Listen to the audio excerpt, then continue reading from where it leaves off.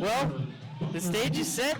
There's a huge crowd here tonight, and it's game 2 of the Prospect League Championship Series with the Butler Blue Sox hosting the Lafayette Aviators up 1-0 here tonight. I'm Jaron Steele, joined by Kellen Gursky and Joel Norman.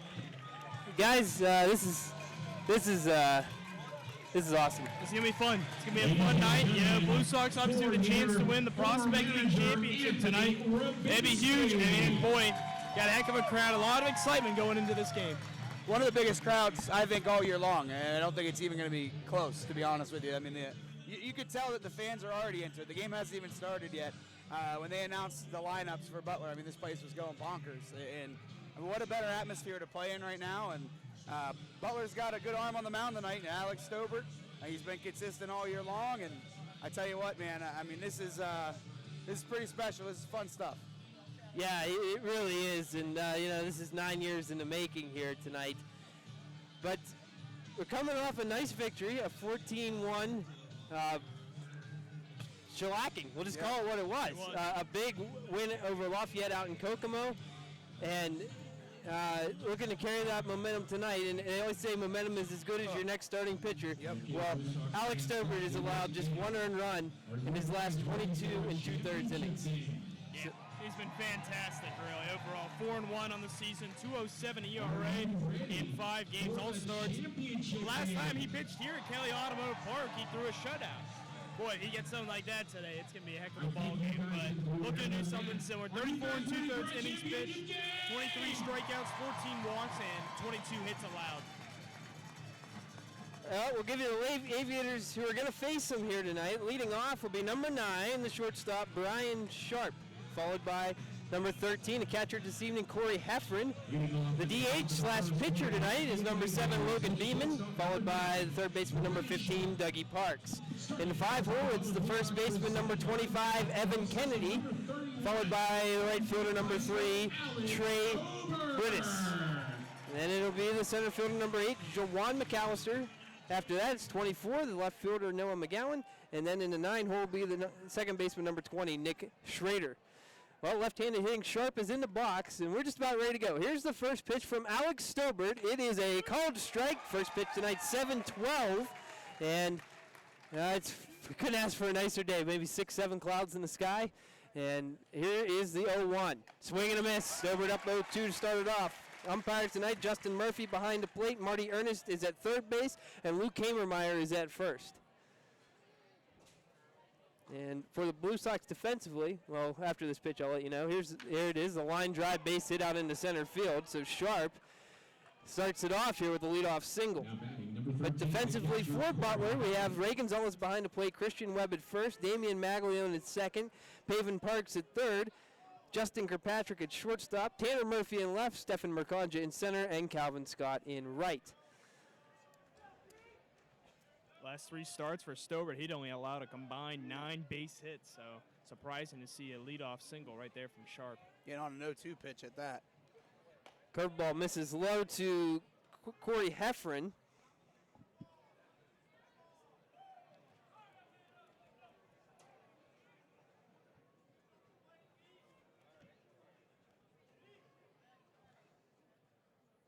Another curveball dips a bit low. 2-0 to number 13 of the Aviators.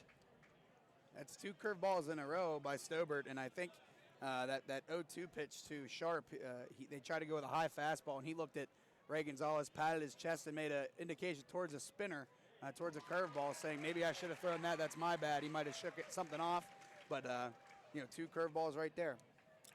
Yeah, and then he gets one for a strike here.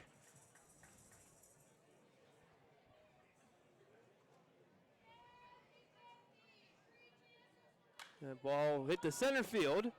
Going back is Mercanja. Now he drifts a little bit towards right center. He has it for the first out. Sharp thought about taking second, but a good throw in, and he'll stay at first. Yeah, good throw by Mercanja. It was a little offline. It would have been interesting to see if Sharp would have taken off, but I think it was just the initial read of the throw. Knew it was going to be strong, held him up at first. Good job out there to Mercanja. Brings up Logan Beeman, the 5'9", 190-pound pitcher tonight. also the designated hitter. Blue Sox employed this strategy on Thursday with Pavin Parks. Bouncer to the backstop, and Sharp will take off. He'll head for second. Wild pitch. Looked like a little bit of miscommunication there, Joel. Yeah, it looked like it was a little bit odd to see because behind the plate, Gonzalez there didn't look like he was quite ready for what Stober was delivering. Maybe it's just something as simple as that.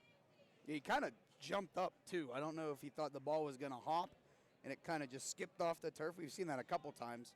Kind of get caught in between. You don't know whether to come up or to stay down. And I don't know, maybe you're right, Joel. They're going out there and talking. Yeah, sometimes even just after a pitch like that, it's best to just go say my bad or something just to get on the same page again. Stinks, though. They couldn't get that double play. Blue Sox, they turned 5 on Thursday. That tied a single-game Prospect League record. So that was a huge part of that victory in addition to the bats the other day. Yeah, it was they were rolling them up all night. There's a fastball that just misses, and now it's 2-0 on Beeman. And the thing was, it seemed like anytime Lafayette, we had a big lead early on, obviously, the 12-0 lead, but anytime it looked like they were going to make a little dent into that, Pavin would get a grounder to second, a grounder to short, and they would just roll up a double play. There's a swing and a miss. That's a nasty 2-0 pitch there. I'm not expecting a wipeout breaking ball. Yeah, that's out of the zone, but this time he gets Beeman to swing at that. We said before, missing on a few of them, didn't get some bites, but big cut and a miss there for the first strike of the at-bat. Here's a 2-1. Chopper to Maglione at second, and he will throw on to first for the second out. 4-3 goes Beeman, and Sharp will move to third. Yeah, and that probably would have been a double play ball. Don't know, it wasn't hit all that hard, but it's a good job by Stobert bouncing back after that wild pitch, getting the next guy out. Now one pitch away from getting out of the inning and getting them hot bats on offense yet again. Yeah, and any out will do, too. That's what makes it a lot better now, having 2 outs. Dougie Parks is the next hitter. He's been in the 3-hole most of the season, but they've moved him to cleanup here tonight, trying to change up the mojo, apparently. Pitch just missed to start it off. Yeah, Parks had a sensational season. I know we've talked about this plenty of times. Tied for the league with 73 hits and finished second in total bases with 121. 1-0. Nice block by Gonzalez, and then he barehands it and stares down Sharp. He tried to pick that ball. Normally not exactly what you want to do when you got a guy on third in such a big game. Don't want to give up an early lead, but a good job by Ray there. And could have had some funky spin, too, the way he caught that with his bare hand. That was kind of interesting. Oh, got him to swing through one there. Looked like he might have taken something off and got him out in front. I don't know what it is lately. I don't know if it's, I'm sure they've used them all year, but it looks like the Blue Sox pitchers are kind of, at least in the postseason, have been taking a lot off. I don't know what it is. 2-1, ground ball to shortstop. Kirkpatrick on the backhand from the outfield. Throws to first. Oh, it's bounced away from Christian Webb. And that's I think it's going to be an error. Now the ball is out of play. It's out of play. So they'll stop Parks at third. I think it's going to go to second, actually. Yeah, he's going to have to go back because you only get one base on the overthrow if it goes out of play. But the run does come in to score. That'll be, I believe, an error. And I'm not sure who you give it to. It's probably to Kirkpatrick. Yeah. But the throw was there. Webb just kind of missed it. It was in time, I definitely think. Not an easy play, though. It's going to be interesting to see what they score it. Not an easy play. He did throw it from the outfield grass. It wasn't a bad throw. Webb just couldn't pick it. It is a 2-base error. No RBI on the play. No. And you got to give it to 99 out of 100. You give that to the guy who threw the ball, even though I think, in my opinion, Webb probably should have had that ball. Yeah. But like you said, just because so often when you give those errors, it's because that throw was just a little bit off, and maybe the first baseman should have had it, but it made for a tougher play. So it's 1-0 here early, and that ball is crushed to right field. The only question is whether it's going to stay fair or foul, and that is a fair ball home run. Kennedy hits it over the fence, and it's now 3-0 Lafayette. Oh, no. Not the way the Blue Sox wanted this inning to go. But on the flip side, if you're Lafayette, you're thinking this is perfect considering what Butler did 2 days ago on, their de facto home field in Kokomo, of course. But wow, this is that start they were looking for right now. You can tell. Look at the excitement. Everyone outside of the dugout right now. Well, he absolutely killed that ball. He did. There was only one question, whether it was going to go over the foul pole or go foul. Kellen did his best to wave it foul, but it did I did my darndest. He tucked it inside the foul pole. Swing and a miss to Britis. Well, I was going to say this in the open. You can't count on another blowout. Knowing that Lafayette has absolutely nothing to lose now. I mean, they're going to play. What's the word I'm looking for here? Desperate, so to speak. They're going to play balls to the wall. I guess. It's just what you got to do. Swing and a miss. So now 1-2 on Trey Britis. It's the 8th home run of the season for Kennedy and Kellen. Was that the guy who we saw launch him in batting practice? I was about to say that. He put on a display in BP. He probably hit 6 or 7 home runs in a row. Jaron, you should have seen some of these balls he was hitting. He was falling to his knees, and he was still hitting them over the fence. Well, I just saw that one. That's true. That one was a mammoth shot. Yeah. 2-2, foul tip by Britis to stay alive. Man, that's it's a gut punch. That is a gut punch, but the Blue Sox are plenty capable of punching back. Oh, yeah, definitely. They've done it all year long. I mean, in that game they scored 10 runs in the first inning. They gave up 3 runs at the top of the first. And Webb's chasing it, and I don't think he's going to get there. No, he did not. So it's just a strike, and it's still 2-2. Stovered up to 22 pitches on the inning now, too. So long first inning all around. Obviously, if there's not that error, who knows where we're at right now. But yeah, you gotta that's a tough error, though, because Kirkpatrick had to go all the way out into the outfield grass. He made a good throw. There's a swing and a miss. Stover gets a strikeout to end the inning, but damage done. 3 runs come across on 2 hits, and there was no one left on base. So 3-0 Lafayette in the top of the first. We'll go to the bottom half here and give you the Blue Sox lineup presented by the Butler Armco Credit Union. Leading off will be number 10, the left fielder Tanner Murphy, followed by the third baseman tonight, number 13, Paven Parks. The right fielder, number 8, Calvin Scott, will bat third, followed by the catcher, number 7, Ray Gonzalez. In the 5 spot will be the DH tonight, number 22, Brady Gulikowski, followed by Christian Webb, who wears number 24 and will play first base. The second baseman, number 21, Damian Maglio, is in the 7th spot, followed by the shortstop, number 1, Justin Kirkpatrick, and the center fielder, number 3, Stefan Mercanja, will round out the order, and they're going to face a lefty, Logan Beeman, who had a lot of success against Butler in his last start. Yeah, back on August 4th, tossed 5 scoreless against the Blue Sox right here at Kelly Automotive Park. Only out 3 hits, walked 3, but only struck out 2. However, on the season, Beeman 3-2 with a .534 earned run average in 10 games overall, 1 save, 32 innings pitched. Here's the good stats: 21 strikeouts, 6 walks. 3 of them were in that one game against the Blue Sox. 37 hits allowed. That's pretty good. Just 6 walks in 10 games. That's going to tell you one thing. If you're the Butler Blue Sox, you're going to have to swing the bat. You're going to have to swing it early, because he's not a guy that's going to punch out a lot either. It doesn't seem like. Only 21 Ks through 10 games, I should say. So obviously you're going to have to swing the bat, and obviously he's going to make you put the ball in play, and the Blue Sox have been putting the ball in play lately. Well, yeah, and the indication on the stats is he does give up more hits than he has pitched in innings this year. So he's gonna be around the plate. That's all there is to it, and you're gonna have to be ready to hit. I think Kellen made a great point. Attack early in counts. Maybe watch a little bit in the early innings, but later on you got to start attacking on those first couple pitches. Yeah, I wouldn't be surprised right here. You even know that Tanner Murphy's a great leadoff hitter. He's got a great bat. Wouldn't be surprised he swings first pitch. Well, here we go. Logan Beeman's first delivery of the night is taken high for a ball. The defense for the Lafayette Aviators. We got Heffron behind the plate, Kennedy at first, Schrader at second, Parks at third. Sharp is the shortstop, followed by McGowan in left, and then McAllister in center, Britis in right. It's now 2-0 on Tanner Murphy. That's a good pitch there from Beeman. Back foot slider, curveball. It looked like good job by Murphy to lay off there.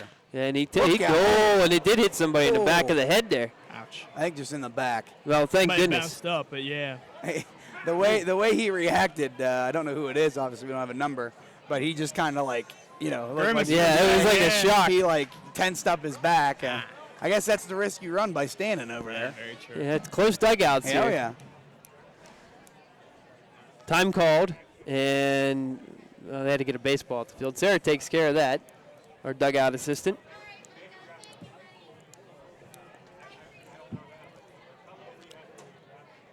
Here's a 2-1. Murphy takes low. Good job of waiting that one out. A good curveball from Beeman. And that's a pitch that in that 5 innings that he pitched, that Beeman pitched against the Blue Sox, which he didn't give up a run. That was a pitch they chased a lot. And if they can lay off that tonight, I think that's going to be a good sign for them. A hard grounder past Cody Harold. He barehanded one of those in Kokomo, but decided to let that one go by. Say, was it hit that hard? No. I didn't think so. Okay. You know what, though? That's a good sign early on. We're seeing the way Murphy's connecting on some of these pitches. It's kind of like what we talked about, how Beeman's going to some of those pitches are going to be right there to hit. So Murphy's just got to square one up here. Yeah, got to straighten it out a bit. He's squaring them up. He's just hitting them foul. Yeah, he does it again. Look out, Lafayette bench. Cody Harold with a nice play there off the fence. Tell you what, we talked about being aggressive. I think Murphy swung the bat 3 or 4 times here and still having himself a good at-bat. I mean, he's got a full count here. Yes, he does. Full count, pitch upcoming from Beeman. Let's see what he comes up with. Here it is. Popped up. That's going to make it out of the stadium. Good battle to start it off. And this is exactly what you want Murphy to do. Work a good at-bat. 8th pitch of the at-bat coming up. That's what, if you can't, find your pitch, keep fouling them off, especially early on. Give the guys on deck in the hole some pitches to look at here. Definitely. Here's the 3-2. It's high, ball 4. What a good at-bat from Tanner Murphy to start the game. Well, start the Blue Sox part of the night. Yeah, there you go. Lafayette's leading 3-0 here in the top of the first. Leadoff man reaches for Pavin Parks. And as we said, he's not going to walk a whole lot of guys, but did there. It's a situation for Butler where if he's going to put guys on for free, you're going to have to make him pay for it because he's not going to do it all night long. Yeah, scouting reports are fun, aren't they? Whatever you do, I'd say true. 6 walks, and he walks the first guy you see. And now 4 of his 7 this season are against the Blue Sox. Yeah, there you go. So go figure right there. Well, maybe he will walk some then. I don't know. Maybe it's the Blue Sox. I don't know. Murphy with a bit of a lead at first. Parks' first pitch swinging, fouls it straight back. The last time we were here at Kelly Automotive Park, Pavin Parks put one out of the park. That was kind of fun. Yeah, off the scoreboard, Gave one off of off the scoreboard. Yeah, it stayed out of the ball yard, home run. Gave the Blue Sox a jolt of momentum. Boy, what another one would do here. Here's the 0-1. It's taken for a ball. Looked good, but ruled a ball. That's a tough one to take. It sure is right there. Now, definitely. We have scouting reports on players. If you remember correctly, Justin Murphy was the umpire for the game that we scored 10 runs in the first inning. That's right. That's correct. And his strike zone was really tight. It was very tight. He was that way on Stobert there in that first inning. Absolutely. Too. Mm-hmm. Here's the 1-1. Line shot, base hit down the right field line. Murphy's around second. He's going for 3, and he's being waved home. Parks is around second. He's going for 3. Here's the throw. It's not in time. An RBI triple for Pavin Parks, and it's 3-1. Pavin Parks with each game is making a heck of a case for playoff MVP. He had a 308 postseason average coming in, the complete game 2 days ago, and now the RBI triple to start this one. What a postseason so far. Yeah, and you knew that ball too. Parks didn't hit that a ton. He didn't hit it super hard, but he just put it in the perfect spot, hit that line, and just kept rolling to the corner with his speed. No doubt are going to be there at third base. Well, here we go. Calvin Scott takes low, and we're off and running here. 3-1 ball game in the bottom of the first inning. In favor of Lafayette, sorry. 20th triple of the season for the Blue Sox at home now. Wow. They take advantage of the expansive outfield here. You get a ball into the gap or down the line, you're going to get 3. And it was no hesitation by Pavin either. He knew 3 right out of the box. That he took an aggressive turn at first. He knew he was going to get to third right away. A great job. 1-1 count. Here's the pitch to Calvin Scott. He checks his swing on a pitch low, and it's 2-1. And again, I mean, the Blue Sox are seeing a ton of pitches. Possibly one of the best men at doing that on the Blue Sox team up to bat right now in Calvin Scott. 2-1 delivery. Chop to third. Parks will stay put. Dougie Parks will throw to first, and that will retire Scott for the first out. Just looked like he got on top of it and just chopped it to third there. Yeah, if that would have taken an extra hop, might have been a little interesting to see that there. But a good job by Pavin Parks, not trying to be too aggressive, trying to get a run cheap. That wasn't That ball was right at him at third base over there, right at Parks, and Pavin did a good job holding up, getting back to the bag, not trying to force anything early. You got to run back. No sense in making a second out at home. So it's Ray Gonzalez's turn, and he was a big part of that big win out in Kokomo against Lafayette on Thursday. He gets a strike called on him here. Good pitch from Beeman to start it out. Yeah, you're right. He was one of 7 Blue Sox batters to have a multi-hit night. 4, of course, having 3 hit nights. They just an offensive pounding, to say the least, in that one. Here's the 0-1. Gonzalez pops it into shallow right field. And Brittis makes the catch. Parks is coming home. Here's the throw. And it is going to be in time to get him. Maybe. He hasn't tagged him yet. It's a standoff, and now he just called him out. And that ends the inning. Good throw from Brittis. A risky throw, attempt to go home on a sacrifice there. And they made the play. Lafayette makes the play, and that ends the inning. But the Blue Sox do get one on 1 hit and don't leave anybody on. We played one here, and it's Lafayette 3, Butler 1.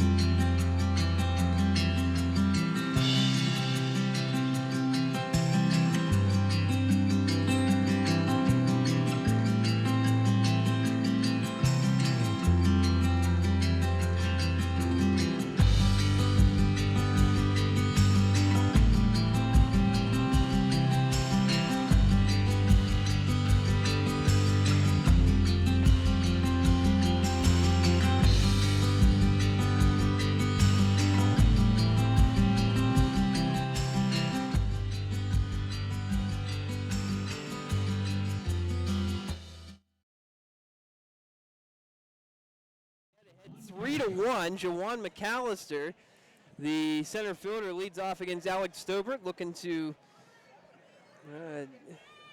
have a better go of it here in this inning, gets a swing through. In fact, that home run last inning by Kennedy, I believe was just the first or second one he's given up all season. Stobert, that is, you said? Yeah, I think he did give up another one here. Swing and a miss, and there's 2 strikes on McAllister. And, I don't want to say giving up 3 runs in the first inning is a good thing, but it might be the sort of momentum, or I guess, I don't know, not momentum. Kicking behind. Yeah, that's what I'm looking for, yeah. That maybe Stobert needs. Maybe he needed that. Maybe the Blue Sox team needed that a little bit to wake up. And then you got to credit the offense getting one back in the bottom of the first inning.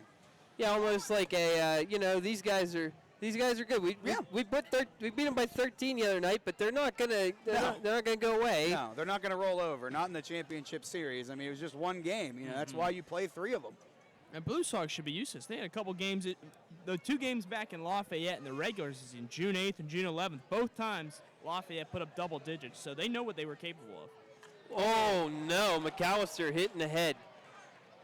And if he thinks that's on purpose, he's out of his mind. I think it hit his bat. It did hit his bat. Oh my goodness, no wonder he's so upset. I thought he was upset because it hit him. I was too. That's just a foul ball. He kept his bat up as he was crouching down with his head. Yeah, it would have hit him square in the helmet. Yeah. That's amazing. That's a foul. No wonder, I thought he was mad at Stobert. That's my bad. That's a foul ball. Yeah, wow. He's just mad at himself. Oh, check it. No, they say he didn't go. I don't believe that one. That was tight. That was very close. McAllister gets another life, though. Oh, that's a pity call almost. Yeah, after fouling one off, whatever, you should have had first base. That's a pity call. It was definitely a breaking ball from Stober that just didn't break. Great. Here's the 2-2. Check swing. That is a check swing. They don't give him the call either. Full count. That looked like I don't know. And close. And Murphy, the home plate umpire, Justin Murphy, scouting report, as we were talking about, Tight. Aaron, he's very tight. He doesn't really give the outer edge all that much. That's a good pitch from Stober. It might have been off the plate. Probably was a little bit, but a tough pitch to take with 2 strikes. Full count. Popped up into left field. Murphy's going to race in. Kirkpatrick's going out. Neither one of them can get it. Now they'll throw to second, and they'll get him. They'll get him. No! No! Oh, my goodness. He was right there. He must have slipped around the tag. That was close. He must have got his back leg around, and it's a double. Yep, that is a double. That's a hustle double. You got to credit McAllister. I mean, being aggressive early. Lafayette being super aggressive. That was close. It was very close. A good throw by Murphy out there. Right on the money to Maglione. Maglione, I guess, had to catch it and turn, though. He wasn't right to the bag right away. It wasn't a catch then tag. He had to kind of turn around to get around it. Yeah, you're exactly right. Just watch the replay, Kellen. You're exactly right. Throw was there, but because he had to turn, he wasn't able to make the play. It wasn't a conventional play. I don't think anybody was really expecting McAllister to take second on that. Maglione got to the bag late, had to make a full turn on the tag, and just credit McAllister, a hustle double. Swing and a miss, 0-2 on McGowan. No one's at fault. It's a tough play. Yeah. It's just Murphy can't see that ball in left field he didn't because see it at all.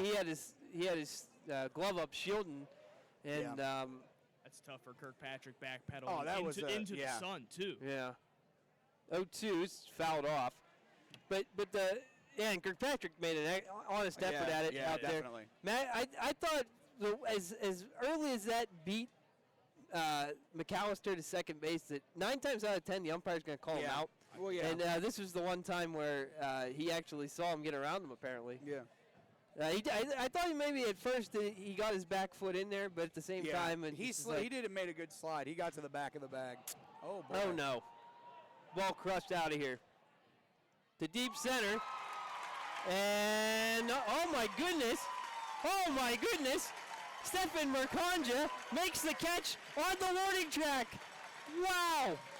That ball looked like it was ticketed for the trees, and it comes down in the glove of Stefan Mercanja.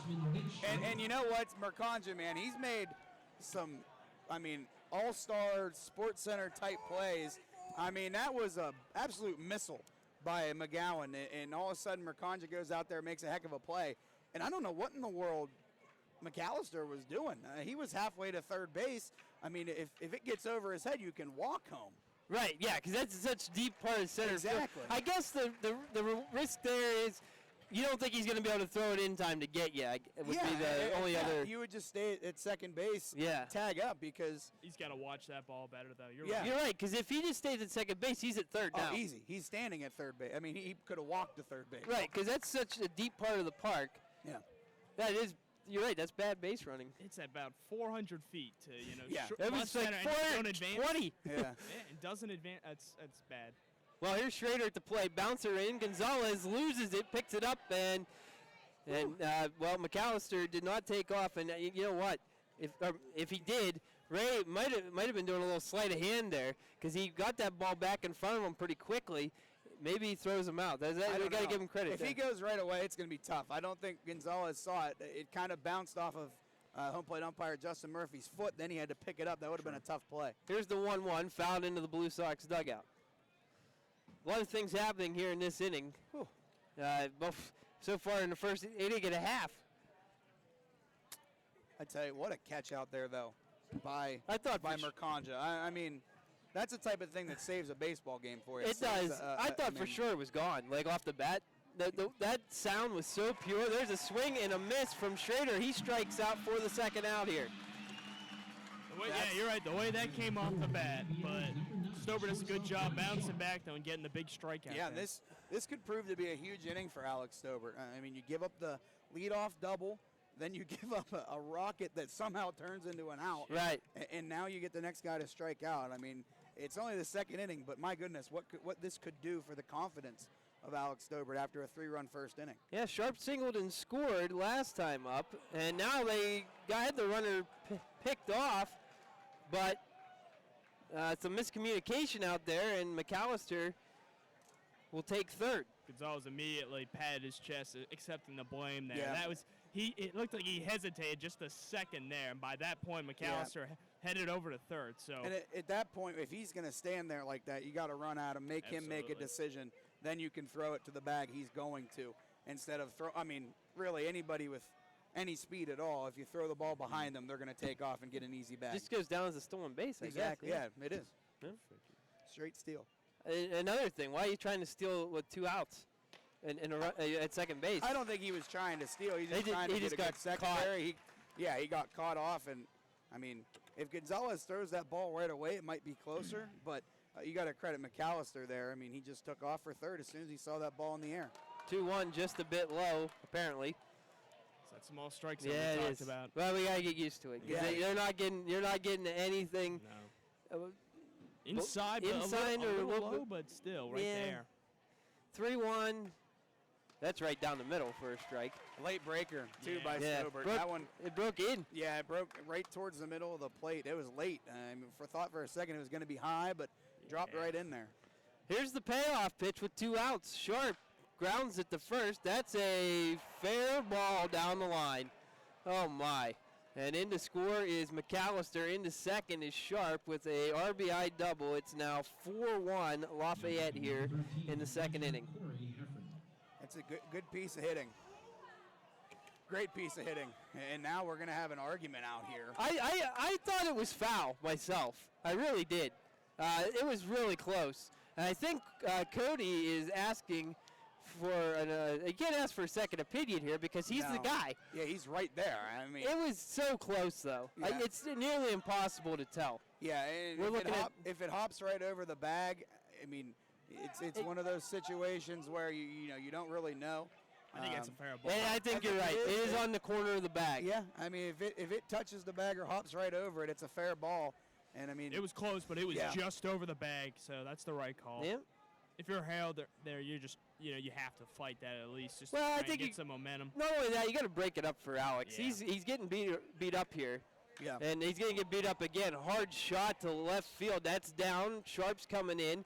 He is going to score. The ball gets by Parks, fielded by Stobert. Now you got to think about getting the bullpen going. Yeah. Nothing against Stobert, but this game's getting out of control quickly. It's 5-1 Lafayette. And they're squaring them up, too, especially this inning. We saw the home run last inning. Yeah, here comes a mound visit. Go ahead. Yeah, but, a lot of hard hit balls this inning. This is where, that extra depth at starter might come in handy. The guys who haven't started, you kind of wonder if some of them may have to get warming so you can get a guy who can go 3, 4, maybe even 5 innings, Yeah. The nice thing, though, is because of that complete game by Parks the other day. He saved everybody. Yeah, exactly. Yeah, you're exactly right. And you kind of, at the time, you kind of wonder why is Parks pitching the complete game? There's really not, there wasn't much need for it, but then when you look at the flip side of it, if you get into a situation like this, you have all hands on deck. You have enough guys for today and tomorrow. You are more than ready and more than capable of pulling that off. So you got to credit. I don't know if that was in the game plan by the Blue Sox to have Parks go a complete game, but it ends up working out, and now you save a lot more arms. Well, I think you just got to hope Stobert gets through this inning. Yeah. He needs one more out to do it. It's Logan Beeman at the plate. He grounded to second his first time out, but Alex has not really fooled anybody. He struck out Brittis and Schrader, but in between he's had gap shots. There's a throw almost into center field. Good job by Kirkpatrick to keep that one in. And I got to say that these guys look like they're playing pretty tight to me. Yeah. And they're a loose ball club 9 times out of 10. That's exactly what I was about to say. Not the normal loose and upbeat bunch that we see. You know what I mean? They just look like they're playing, like they have something to lose. There's a base hit out into right field. Coming around is Heffron. The throw is going to the plate, but it's not going to be in time. And now you really got to get a guy loose out there because Stobert has not shown any ability to get anybody out here with regularity. It's just not his night. Yeah, 3 straight base hits now. Obviously, the 3 runs come in as a result of each of them. So And it's frustrating. yeah, you look at the 6 hits, and there hasn't been anything cheap about those 6 hits either. They've all been rockets. And you got to go back to the catch by Merconji in center field too. I was just his one out, one of his 2 out this innings was an absolute bomb. And another 2 of those, the ball that Dougie Parks hit that turned into an error was hit pretty well. True. That was in the gap that Kirkpatrick had to go get. And then, as you said, Jaron, the ball that's out in 95% of ballparks in America. This is such a shock because Stobart has given them a chance to win so often. This ball's coming up into the stands. Look out, everybody. Look out, look out. Nope, nobody caught it. The garbage can. Yeah, it hit the garbage can. He made a play on it. That's right. But, yeah, and he's just, it's to the point now, we have another opportunity tomorrow. Certainly. But you want to play for tonight. Yeah. I mean, you don't want to give that coin flip tomorrow. I mean, you don't, it would be such a big, wind out of the sails. They got the runner picked off here. Beeman caught the wrong way. Kirkpatrick's got it, and he's just going to tag him out to end the inning. Yeah, it's one of those. What in the world are you doing there? Yeah, if you're Beeman.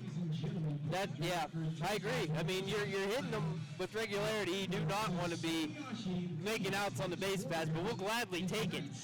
So there was 3 runs come across here again in the second. We'll go to the bottom half. Lafayette 6 and Butler 1.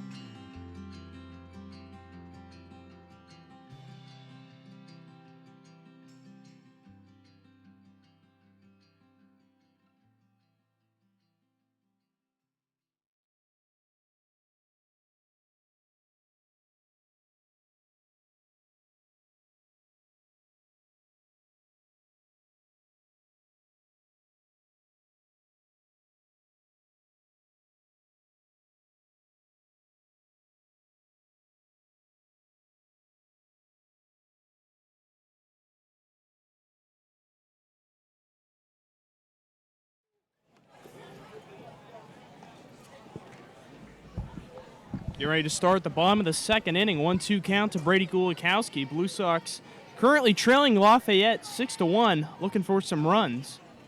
Logan Beeman hoping to keep him pat. There we go. Swung on, hit over to right field. That ball's going to get down. Hits the wall. Gulikowski's going to round first base, head into second standing. Oh, he slides to the last second. Leadoff double for Gulikowski. Hey, we'll take it, right? That's right what we need. Doctor ordered right there. Get that big double. Start the inning. That's a good way to start the inning. You're exactly right. And a good job by Gulikowski. Had 2 strikes on him, shortened up his swing, and stayed on that breaking ball. And that's the pitch that Beeman kind of relies on. He relied on it a lot the last time he was here. He got a lot of swings and misses. That time it stayed up in the zone, and Gulikowski made him pay for it. That's a great job. Now it's Christian Webb's turn. Check of second. Fans are into it here. Pitch is called a strike on the outside corner. And if you're going to throw the ball to Christian Webb on the outer half, he's the guy that can go the other way. He's done it well all summer long. Feels like the bulk of his hits have come to the opposite you're field, exactly really. right, yeah. Here's the 0-1. Swing and a miss. He fooled him there. I mean, he was out in front, tried to slow his swing down on an off-speed pitch and just couldn't hold up. He was trying to go that way. You can tell by his swing. Obviously got fooled, as you said, Jaron. 0-2, Gulikowski at second, Maglione on deck, Webb at the plate, Beeman on the hill. Look at second. Here's the pitch. It's called strike 3 for the first out. Now batting number 21, second baseman Damien. Looks like it just caught the outside edge or so. Yeah. It was a close one. The last inning, that was a ball. That's what I thought too, but nonetheless, Murphy rings him up.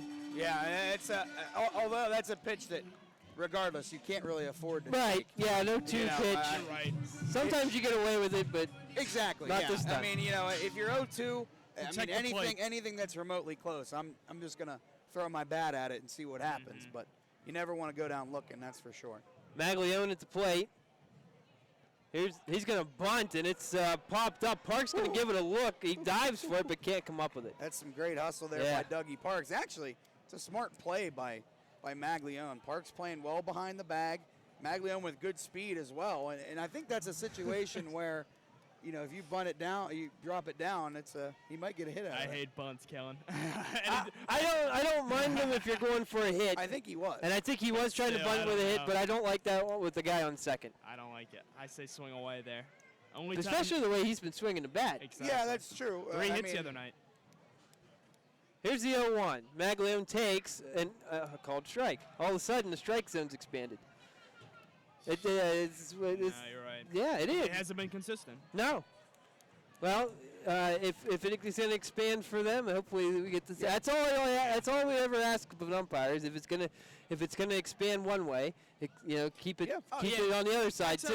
And it has been pretty much the whole game. It's been both ways, and now, like as you said, Jaron, if it's going to get bigger, then it gets bigger. I would prefer it to get bigger in the top of an inning, and do a full inning of it, not all of a sudden expand it here in the bottom half. That's a good point.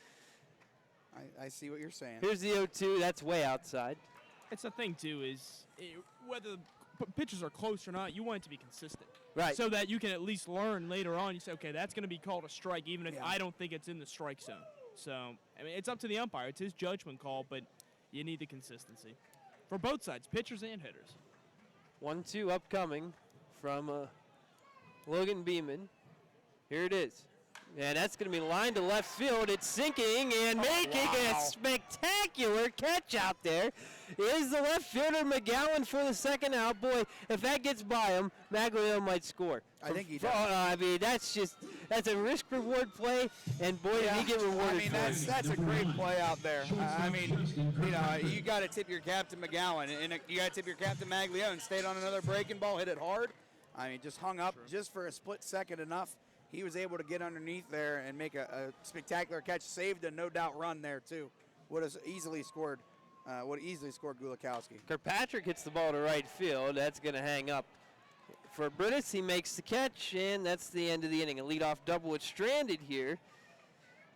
And we'll go to the third with Lafayette ahead 6-1.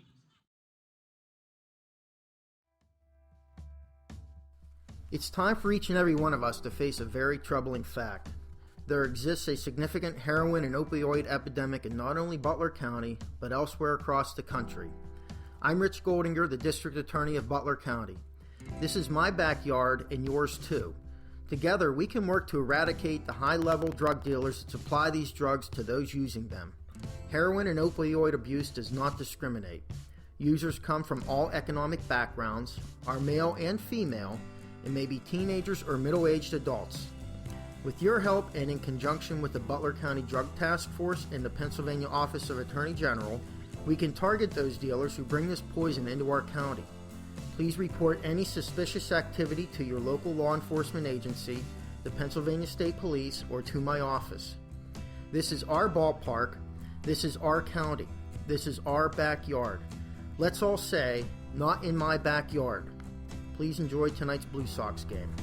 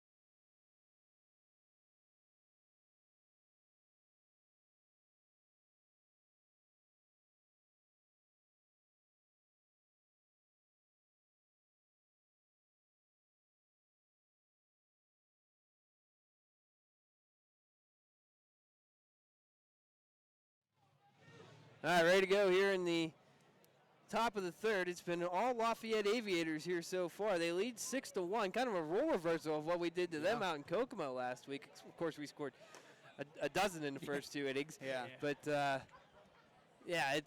mean, Lafayette's come to play here tonight with their season on the line. Dougie Parks reached on a two-base error in the first inning, and that ball is smoked into the gap. Murphy's chasing it. He's not going to get it, though, and that's going to go all the way off the wall. Parks around first. He'll jog into second with a leadoff double, and we're right back to where we started the last inning. Yeah, every inning so far, leadoff batters reached with a base hit, but we didn't get a chance to mention new pitcher for the Blue Sox, Jack Herzing, is in to relieve Alex Stobart after 2 innings. On the summer, the regular season, Herzing went 2-1 with a 2.49 ERA in 18 games. Over 39 2/3 innings pitched, struck out 45, walked 22, and gave up 28 hits. And obviously starting the inning, giving off a base hit to Parks. It's been a rough start, though, tonight. Yes, you're not kidding. And now Evan Kennedy looking for another home run there, swings through the first pitch. Kennedy hit one, I think, to Evan City last time. Has it landed? I don't know. I know that they showed a movie on it, though, on that flight. Here's the 0-1. What the world? He's butting, and he butts it foul. Don't bang your head against the microphone, Joel. Element of surprise, I guess. I mean, you hit a ball 700 feet the first time up, and then he's trying to butt. He's trying to sacrifice a guy over in a 6-1 game. I'm speechless. But hey, we'll take the strike. Oh, my gosh. Bunting just makes me want to Hilarious. rip my hair out. Swing and a miss. Gets him with a curveball. And Kennedy goes down for the first out here in the third. That's a big out for Herzing. Whether you like the bunt or not, it comes back to haunt Kennedy. I mean, it results in a strike on a pitch he probably would have swung at had he, it was a strike for sure. And then, you go down the next pitch on a curveball. I mean, that's interesting. If you're Herzing, you love that. It's a 3-pitch at bat. Yeah. Now ball hit to left field.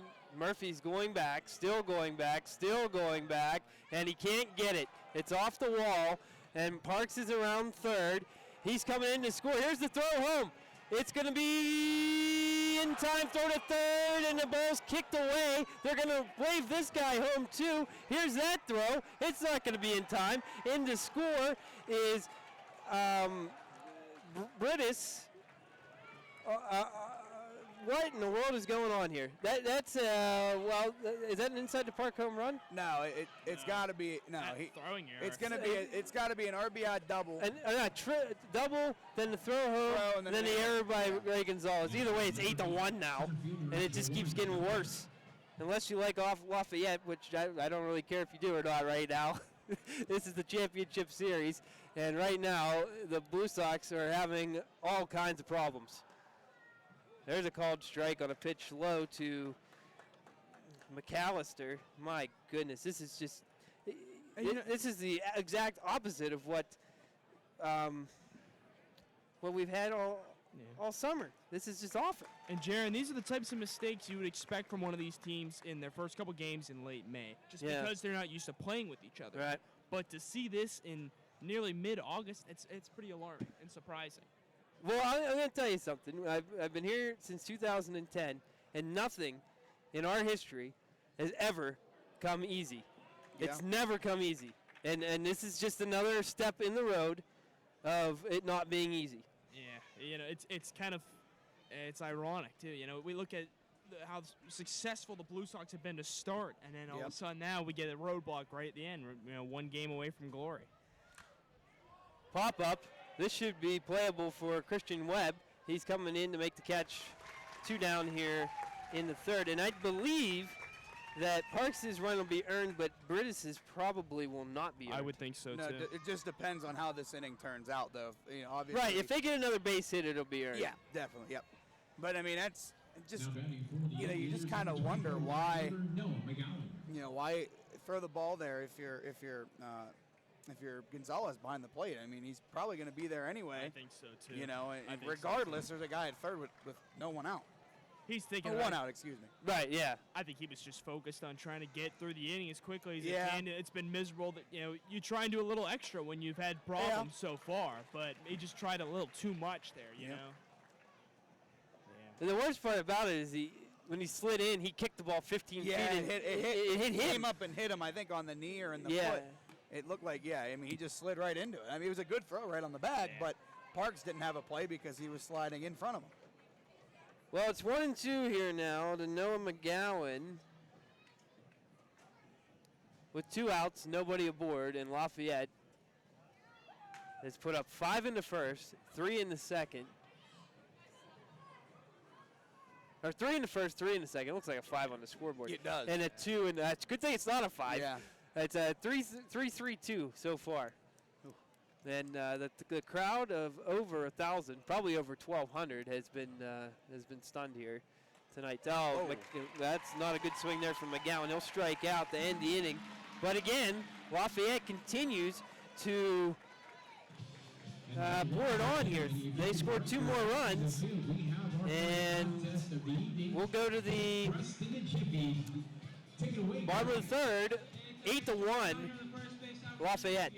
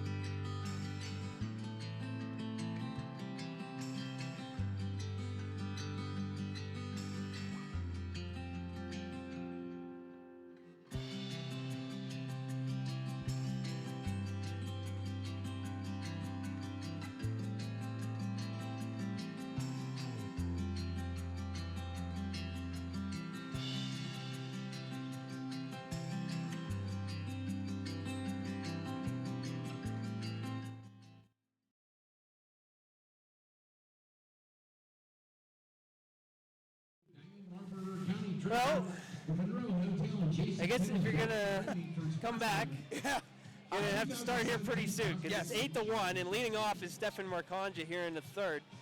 And we can't be wasting any base runners here. If Logan Beeman out there, he's got to be feeling like a king right now with a 7-run lead. Definitely, no doubt about that. Conversely, though, the thing to wonder about is he's had a lot of time resting between each inning. So far it's done okay, but sometimes that doesn't work out well for pitchers. So we'll see if the Blue Sox can take advantage of that. Here's the 0-1. Chopper to third. Play by Sharp. Throw to first, and he doesn't get him. The ball gets past Kennedy. It looks like Marconja might have hurt himself. He's limping. Yeah, he might have rolled his, or maybe when he hit first base. Yeah. I don't know. Credit Marconja there, though. Good hustle. That's going to be an infield hit. Yeah, that should be a hit. It is. They put it up. It's going to be a hit, but a great play out there by Sharp. I mean, he made that super close, a la Derek Jeter out there, the jump throw. That's the only way that ball is going to get over there. Exactly right. And Mercanja gets on. That's big. Sharp with a fine play at short. But hey, we'll take a base runner here. Tanner Murphy at the plate. He'll take a called strike. Look like a changeup from Logan Beeman. It's that off-speed pitch, like we keep saying every time we're on. Tough for us to tell exactly what it is, but it's his off-speed. He relies on his off-speed a lot, does Beeman. He's done that a lot in this ball game so far. Here's the 0-1. Murphy lines it into left field, a base hit. Back-to-back singles, have 2 runners on with nobody out for Pavin Parks. And last time, he come up and belted a triple. Yeah, that's a good swing there by Murphy. I don't know if you guys saw that. It looked like his swing was almost in like slow. It looked kind of weird. I noticed that too. He kept his hands way inside the ball and just kind of flipped it out there. That was, I don't know how he did that. That pitch looked like it was inside, but he kept his hands in. That's just something, it's amazing how guys are able to get on those inside pitches. Yeah. You know, you have to do an approach like that. You stay tight, little movement there inside with your hips, but it just looked like he just flicked it out. It felt like it was in slow motion almost. The table's set here. It's time to start peeling some of that lead away. Yeah. Called strike to Pavin Parks. Yeah, that was one I thought Pavin would take a hack at. That was about belt high. And it might have been on the towards the outer edge, and that's a pitch Pavin does go the other way well with. He does go the other way pretty well, and they're giving him that line in left field. They're giving him that left field line. If he pulls that to that side, this could be trouble. He swings through a nice pitch from Beeman. He wanted that one to go off the scoreboard like he did last week or earlier this week. I guess. That's that curveball. That's that curveball that's that curveball that Beeman has thrown so well.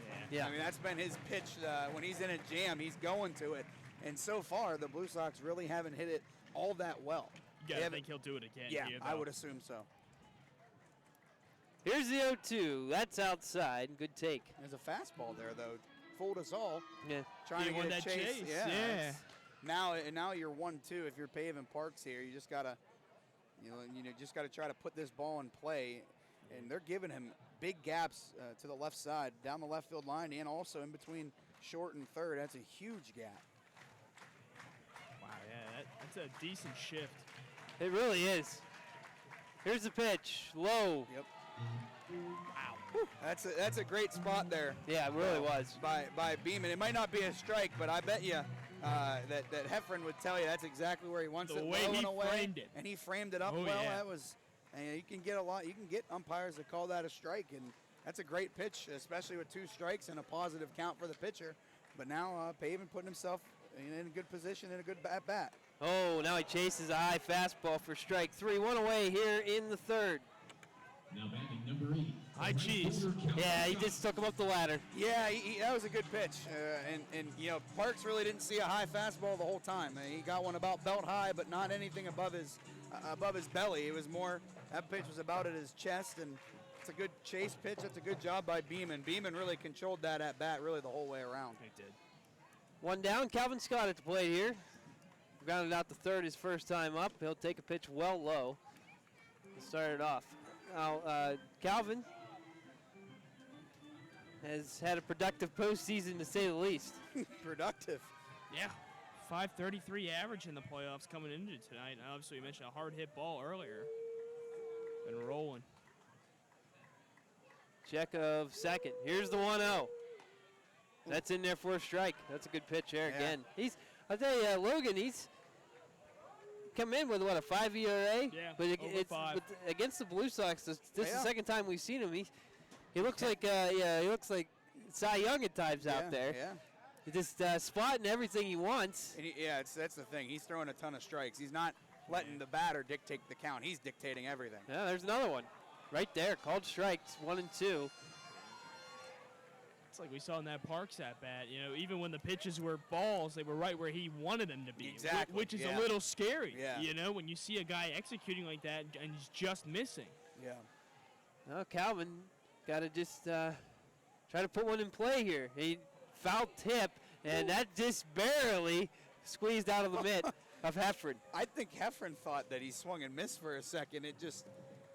If he hit that thing, he hit it ever so slightly. Let's put it this way, you couldn't hear it. No. It didn't change the direction of the ball at all, really. Maybe it just changed it enough to squeeze out of the mitt. Speed, that's it. Maybe that thing. just kind of trickled out of the mitt. It gives life to Calvin, though. Here's the 1-2 outside. And this is an interesting at bat because I said in his last at bat and Calvin's at bat that he does a great job knowing where the strike zone is. He's a very good patient hitter, and you got a guy like Beeman who has controlled really everybody. It makes for an interesting matchup between these two. 2-2 delivery outside, and now it's a full count. You saw Scott jumping up a little bit there. Yeah, he said, "Uh-oh, I might not be able to get away with this one." Boy, I'll tell you, Brent McNeil in the Lafayette dugout is giving it to Justin Murphy right now because this strike zone is like a rover. Yeah. It is going all over the place. Yeah, and that's a pitcher-perfect pitch.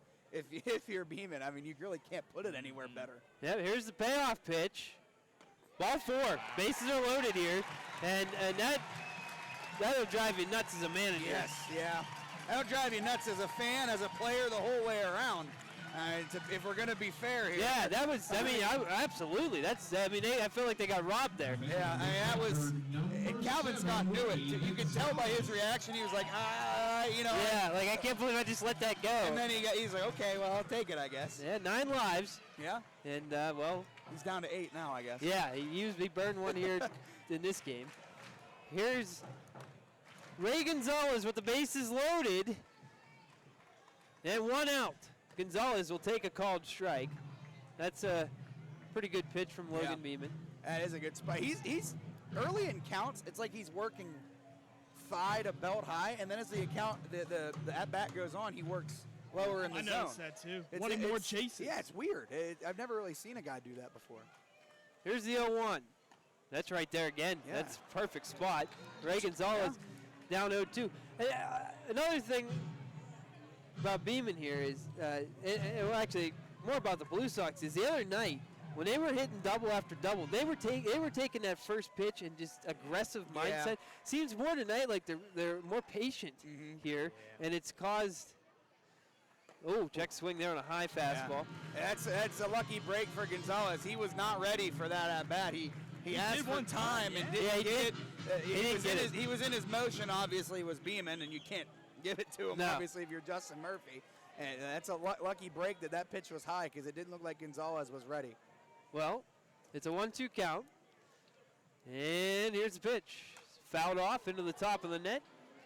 Good fight by Gonzalez. But like we talked about, with the pitches being up higher in the at-bat, that's a sign, though, the Blue Sox need to be attacking earlier because these, as we said, later into the count, whether there's more strikes or not, they're not favorable pitches. No, they're not. So you've got to start attacking early. Yeah.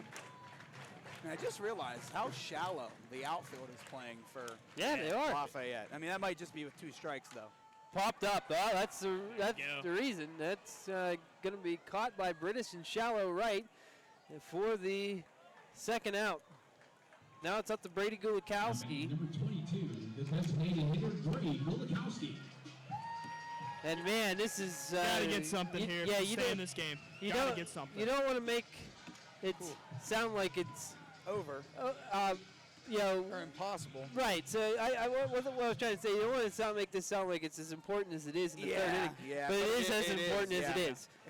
You got to get something out of this inning. And Gulikowski really the only guy to square up Beeman in his lone at bat. Maybe one of a couple guys, but he hit that double the last time.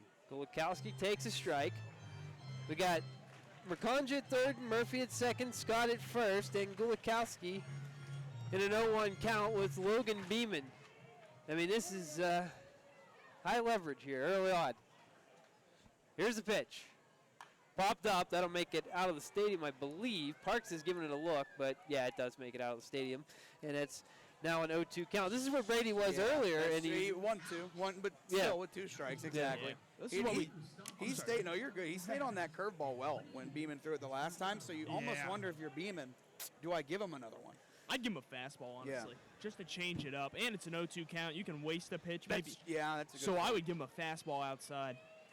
Here's the 0-2 outside, and he did go away with it. That's exactly what Jules just ordered up there, but no chase. Yeah, and if you're Gulikowski here, you really don't want to go down by way of the K. No. Obviously, you want to put this ball in play, put the pressure on Lafayette, make them make the play. Absolutely. You might get rewarded for a hit. 1-2, outside again. And the Lafayette dugout wanted it, but it was out. It looked like it was outside. Yeah, that's a great pitch. Yeah, it's pitcher's right, pitch. It's right where the catcher's putting his glove up. He's hitting it every single time. And as you said, Joel, it can be kind of disheartening if you're a batter, I tell you. 2-2, 2 outs. Here's the pitch. That's right there, called strike 3, end the inning. And man, oh man, is that a big out for Logan Beeman. He strands the bases loaded here, and that's not a recipe for a comeback here tonight. We'll go to the 4th. It's Lafayette 8 and Butler 1. We needed one run there. We needed at least one.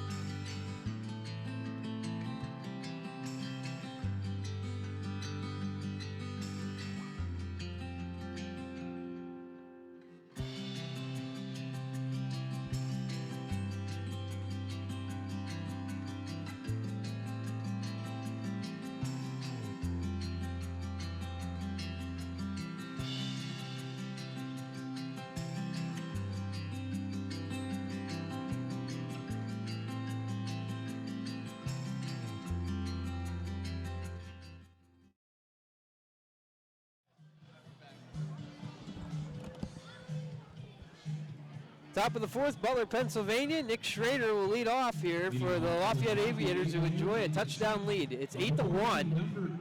8 hits for the Aviators, 4 for Butler, 2 errors for the Blue Sox, 2 costly errors at that, and none for Lafayette.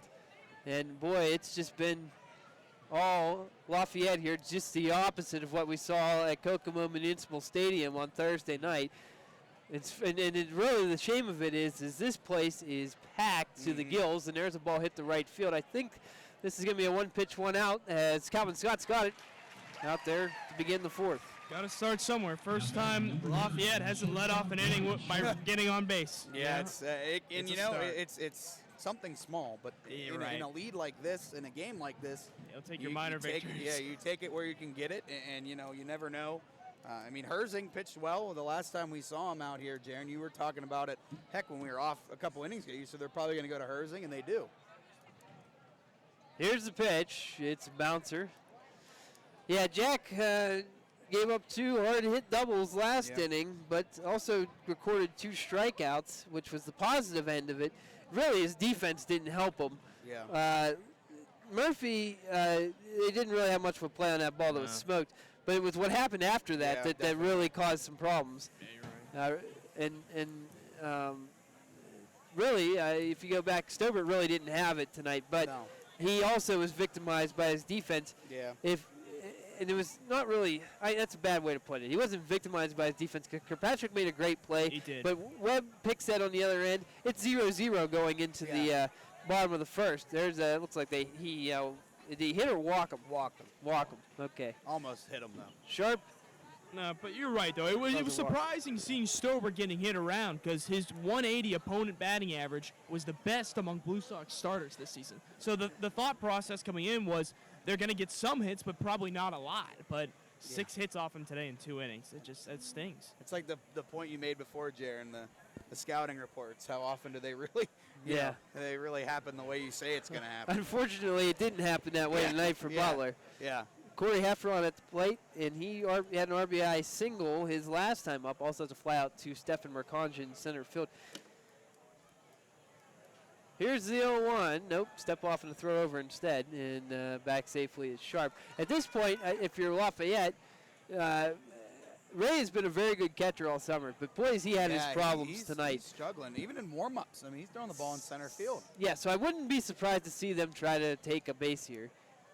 Herzing staring down Sharp. Now time's called by effort, and it's granted. Sharp stole 4 bases in 6 attempts in the regular season, but again, like you said, with the issues Gonzalez has had, it's almost like, why not? Why not jumpstart this inning by getting a stolen base? We just loaded the Blue Sox. Just loaded. There's a swing and a miss. Blue Sox just loaded the bases last inning. So I mean, Lafayette knows the game's not over. Right. Yeah. Unfortunately, we didn't get anything out of it, but that doesn't mean you can't do it again. Exactly. Yeah, exactly right. And as you said, Joel, there, Lafayette knows that they're still in this dogfight. They know that. The Butler offense, it's a matter of time before things start clicking. So, you might as well get moving. Foul ball will stay alive for Heffron. He's still down 0-2 here, 1 away. And Sharp at first. Sharp has reached base all 3 times. This is exactly what you want out of a leadoff hitter here tonight. Single, double, and a walk. And 2 runs scored. Quintessential. Yeah, I mean. That's the way you Dr. drew it up. Yep. Well, there's a throw over by Herzing. That's his C move. The one before was his B- move. You're right. It wasn't much different from his C move. Right, that's why I said B-. Yeah.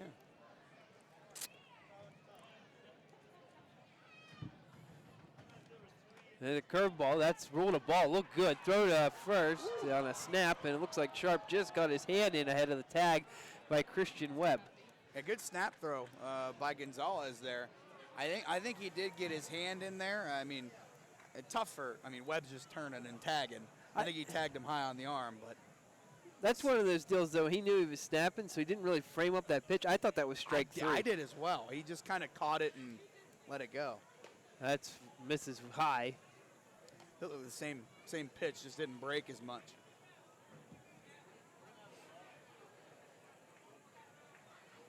Talked about the Blue Sox not being out of this. I mean, let's look back just a couple weeks ago. That game on the 28th against Danville, they trailed set by as much as 7-1 in that one. Ground ball to third. Parks has it. The throw to first will get Heffron. Running on the play was Sharp, so he'll take second. And there's 2 outs here. That's smart baseball there. Yeah. Get out of a double play. That probably would have been a double play, although I think the bat was broke. It wasn't hit all that hard. It sounded like it broke. I think it did break. Would have been a tough one, but I don't know. I mean, it's a long throw from Parks to second, obviously, but it would have been interesting there. Still might have been a double play ball. I think you might have gotten the lead runner, but you probably wouldn't get the guy at first. No, yeah, you're probably right. If it's a double play an option. Logan Beeman has been wondrous on the mound. Yeah. But he's at the plate here. 1-2, 1-4-2 on the night. Takes a strike here. And Jack steps off.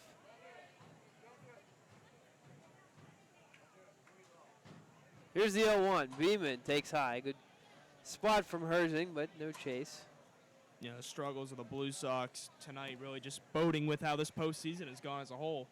Prospect League home teams are 2-4 this postseason. That's interesting. It's kind of goofy, in fact, too, Yeah. Lafayette and Butler both have 1 win at home. Lafayette comes into tonight 2 and 1 and 2, yeah, because they 2 and 2. They played 2 at home and won both of them. That's right. So they're 2 and 1. 2 and 1, correct. And Butler is. I thought they lost the first one. Yeah, that was. Oh no, they lost the middle game. You're right. 1 and 2 at home. Yeah, 1 and 2 at home, and Butler's 1 and 0. Okay, that makes sense. Of course, West Virginia lost, and Terre Haute lost their only home game. And it's funny too, though, because in games like this, where a home team in the Prospect League's history since '09, when they have a chance to clinch the series at home, they're 6 and 1. Wow. So again, another sign that maybe the Blue Sox maybe not quite out of it yet.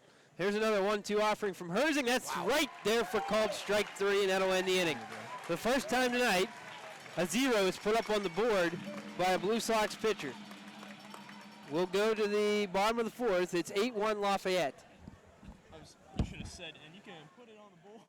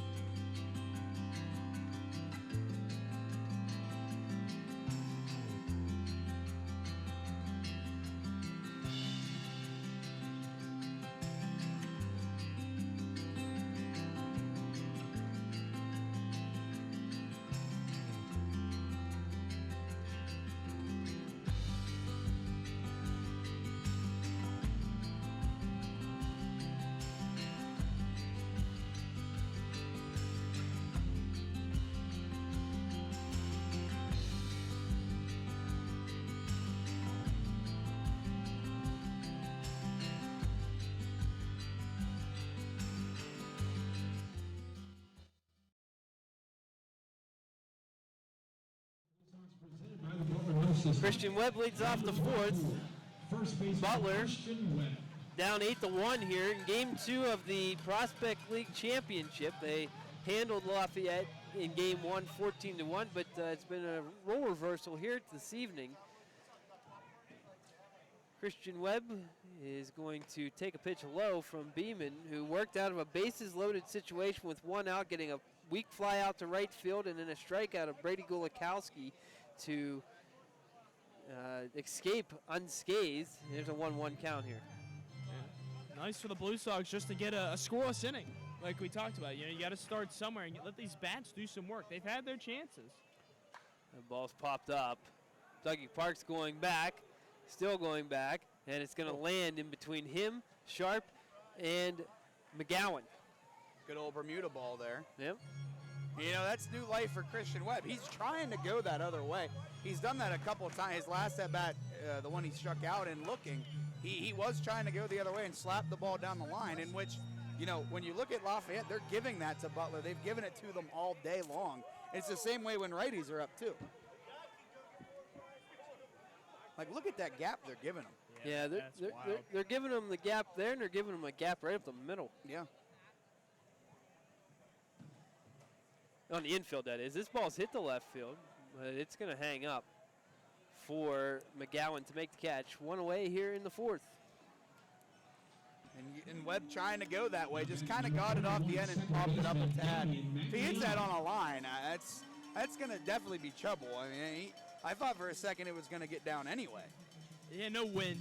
That was the biggest problem. It was tailing away, but it needed a little help. But a good running play. Damian Maglione will get his batting gloves. I don't know. His bat weight. He couldn't get the weight off of his bat. Is that what was going on? It was stuck. He had to go to the pavement and get it down. That's been that kind of night, I suppose. It really has. Maglione flew out the left field in his first at-bat, and here's the pitch from Beeman. It's high for a ball. Yeah, and Mags, he hit that ball well the last time he saw Beeman. Would have been a RBI single had the left fielder out there, McGowan, not made one of the best plays of the playoffs. Another high fastball, 2-0 to Maglione from Malone University. Maglione from Malone. That's right. Rolls off the tongue. Yeah, it's nice. Here's a 2-0. That's low. Yep. And he only 2 walks today for Beeman. And we said he's not a guy that's going to walk a ton, but so far today he's been super effective, don't get me wrong, but he's definitely had a couple walks and not just that, the base hits too. Yeah. You know, he's given up 4 base hits. Butler's had their chances, not just the bases loaded, but you know, we saw in the first inning, Parks was at third base after an RBI triple. In the second, a double to lead off by Gulikowski. So Butler's had his chances. Oh, that's a hard liner, but it's foul, and now it's a full count. Maglione's all over him, all over Beeman. I mean, he's all the Blue Sox out there right now. I mean, other than maybe Pavin Parks. I mean, he did strike out last time. Is seeing him super well. I mean, he's squaring him up pretty good. Yeah, Maglione's those 3 hits Thursday. He's only once this postseason, but you know, maybe just starting to get a feel for that bat again. Here's the 3-2. That's high, ball 4, and there's a 1-out walk here for Maglione. Good at bat. Yeah, great at bat. And you know, the bottom of the order, actually, really all playoffs and towards the end of this regular season, has been the cog in that Blue Sox lineup. I mean, it's gotten to the top and it's gotten a lot of runs. You know, the bottom's really been doing its job lately. We'll see. Justin Kirkpatrick will take a strike. He flew out to right field his first time up. You're right, Kellen. And these guys at the bottom, their job's not to hit out of the park, not to hit triples. Just get on base. Exactly, and they've done a great job of that all year. The ball is going to line into left field. It falls in shallow left for a base hit. Sounded like it might have broke his bat, but doesn't matter. It did break his bat, and it goes down a hero, a single. Yeah. I love that line, Jaron. Bat goes down a hero. Yeah, That's great stuff. Yeah, well, here's the deal. If that bat didn't break, that might hold up out there That's a good point. for McGowan. Oh, he did fall down trying to come in there. Yeah. The dude must be setting in out there or something. I don't know. I thought for a second it would hang up for the shortstop too, but he didn't even really go after it, just right in the middle. That's a good job by Kirkpatrick. Looks like we're having a mound visit here. Yes, we are. And Brent McNeil going to come out and try to slow things down for Beeman. Nobody up in the pen for Lafayette. We said a few people run out there, though, so they may be getting ready if something bad gets going.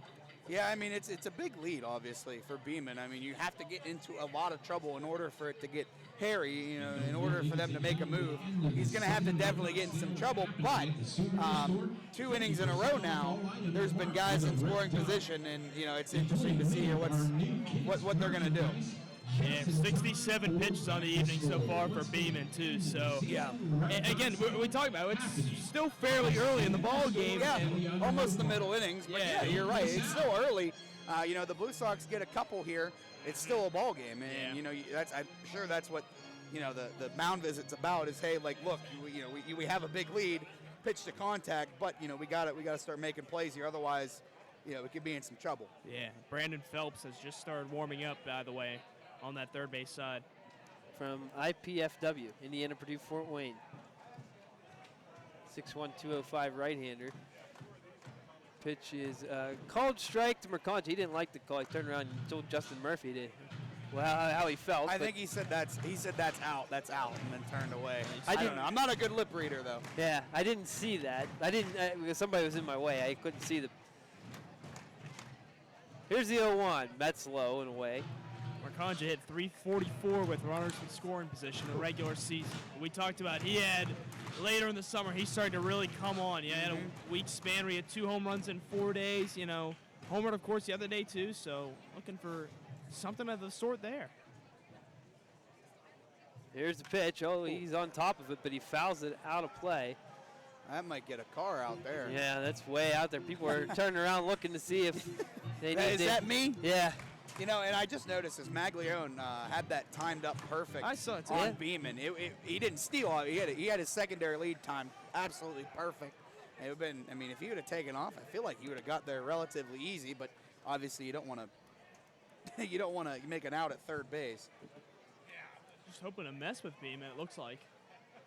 Little chopper. Uh-oh. That could be a tough play. Throw from Schrader is low. It's picked, and Mercante is out at first. A tough play, a great play by Schrader, and a nice pick on the end of it by Evan Kennedy. Yep. But they do move the runners up here for Tanner Murphy. And that's a productive out by Mercante. You don't have a ton left. I guess we still have a lot of outs left, but if you're going to make them, and in a 7-run ball game, you got to make them productive. And that was a very productive out by Mercante. Just slapped it over the head of the pitcher. Thought for a second that'd be a really tough play, but as you said, Jaron, a great play out there at second base by Schrader. Well, at the plate is Tanner Murphy, and he pops it up out of play to start it off. Murphy has been on base twice, a walk and a single, and he scored a lone run for Butler so far. Yeah, and a hit here could really, get the momentum back for Butler. A single probably scores 2. Kirkpatrick, pretty decent speed at shortstop, or at second base, excuse me, playing shortstop. They just need something here, Yeah. something to go right. Yeah. 2-out hitting. We need some of that lightning. Time called by Murphy. He was not liking the fact that Beeman was slowing things down, so he decided And to you break the almost rhythm. wonder if Beeman's kind of doing that on purpose, too, to slow things down, because he hasn't done that really all day long. He's been more on the mound, getting moving on, being quick. Here's the 0-1. Chopper to shortstop. Murphy racing towards first. Throw from Sharp in time to get him. And that'll end the inning. Oh, boy, it's just not going our way here tonight. As we've played 4, it's Lafayette 8 and Butler 1.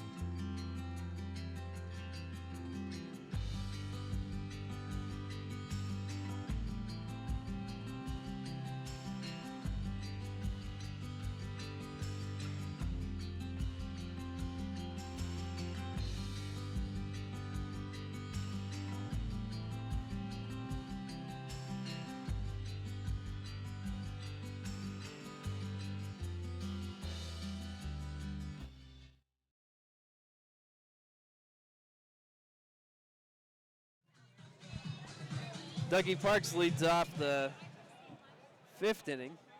He's reached twice. We were just talking off air about that E6 in the 1st inning. It's like if you take that away, who knows where this ball game's at here tonight. And it wasn't on Kirkpatrick. That's the thing. It's an error, but it's not an error. They would have had him if Webb was able to pick that ball. It was a bouncer in, but it bounced pretty much right to him. He just couldn't handle it. Yeah, I mean, it's an error in the book, but when you look at the play the whole way around, it's like, man, that's a great play. It's just a tough break, a tough bounce. That's kind of how tonight has gone. Yeah. It's really been all about tough breaks and tough luck. Parks fouls one straight back. 2-1 count here against Jack Herzing, who put up the first 0 the Blue Sox have been able to achieve here tonight in the last inning. Curveball called strike 2-2. A long time before he put his hand up there. Yeah. That was a heck of a pitch. I mean, 2-1. I mean, in a game where you're down 8-1, I don't know if your MO should be curveballs 2-1, but it worked. That one just misses, full count. Yeah, we talked about the story of this game, too. I think it's got to be missed opportunities. Yeah. 6 men left on for the Blue Sox. That's 5 in the last 2 innings, though. So Right. Like I just told you, half of them come in. We got ourselves a chance here. Throw to first is offline. Webb snags it and tags out Parks, though. But, so Gulikowski retires him 5-3. Parks, you mean? Gulikowski. Parks. Gulikowski played 3rd in the last game. Yeah. All the way from the dugout, threw it over first. Having some flashbacks here, unfortunately. We'll give that to Parks. Actually, that was a lot closer than I Yeah, thought it'd be. me too. Parks kind of waited a while to go get it. That throw was off, too, Yeah, of well, I course. mean, a good job by Webb coming off and tagging there. Parks puts out Parks. He wasn't not Gulikowski. He's hanging out in the dugout right From now. the dugout, Strong throw. Yeah. Well, a much shorter throw, actually. Yeah. About 58-footer, almost makes it into the stands. Here, 1-1 count with Evan Kennedy, who, boy, he made the Blue Sox pay for that E6 back in the 1st inning with that's an tower. That is an understatement. Made him pay. That thing was up above the lights on its way out. Oh, yeah. It was just a question of whether it was going to be fair or foul. And he tucked it inside the foul pole. His batting practice showing was such a foreshadowing moment. And I said to myself, like, okay, we got to walk this guy. Like he second can't pitch hit. he sees, and then all of a sudden, gone. forget all about it. Second pitch he sees, he hits just an absolute bomb. Mile high. Yep. 3-1 now on Kennedy. These 3, 4, 5 hitters, what they're telling you, they're usually the 2, 3, 4 hitters for Lafayette are to be reckoned with. Beeman, Parks, and Kennedy. They're just all freaks. Right. They're just they're big guys. They hit the ball well.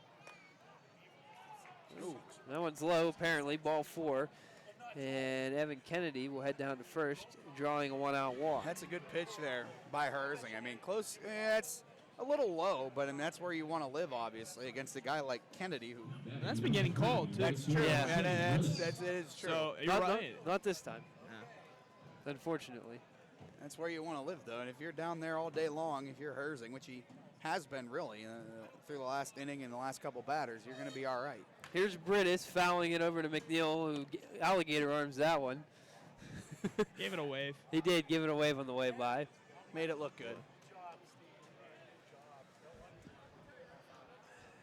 Be a good time for a double play ball here. Yeah, good. If we do go to a game 3, it's at 4:05 tomorrow. Still a lot of baseball to be played here. Oh, my, dirty curveball from Jack Herzig for a strike. That had Burtis tied in knots. I mean, he, swung and then, I don't know. That was kind of weird looking. He kind of, I don't know, that was like a cricket swing. I wonder almost. what he just asked the umpire there. Did he ask if that would have been a strike? Because it was like, there it is. Called strike 3, 2 outs. Because if he was asking if that was going to be a strike, it landed in his shins. Yeah.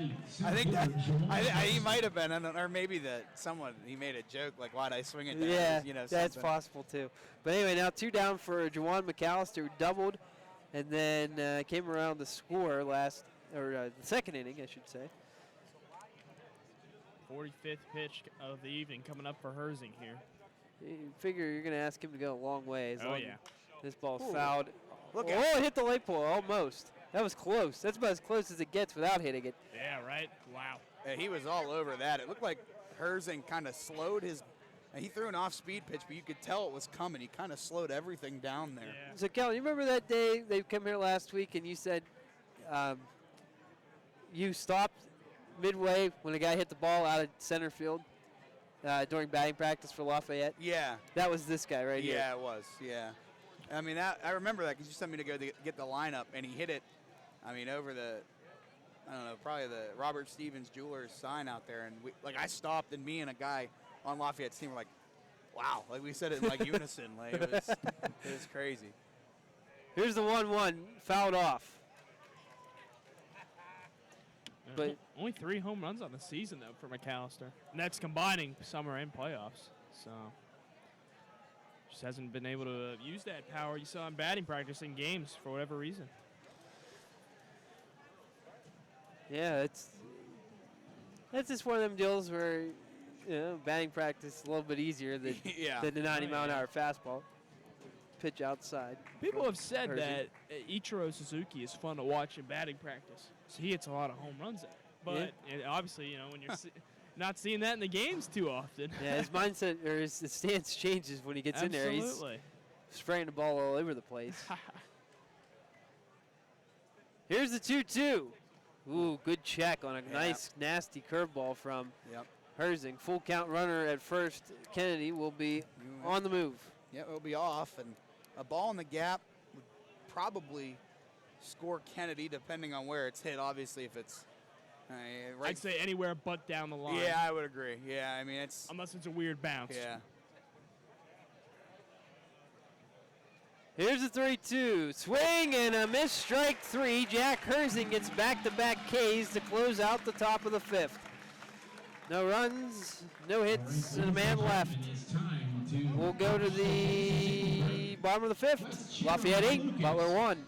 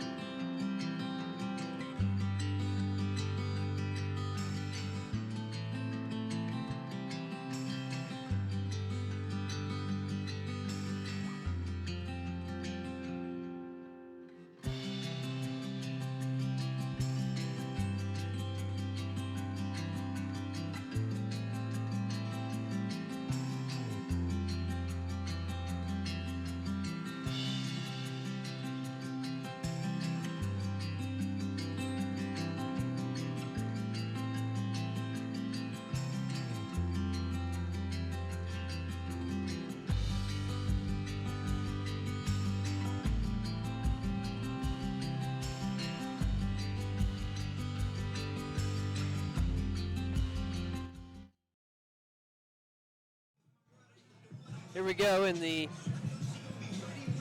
5th inning with Pavement Parks leading off. I'm Jaron Still, joined tonight by Joel Norman and Kellen Gursky. And Butler is down 7 here, 8-1 the score, but looking to change that here.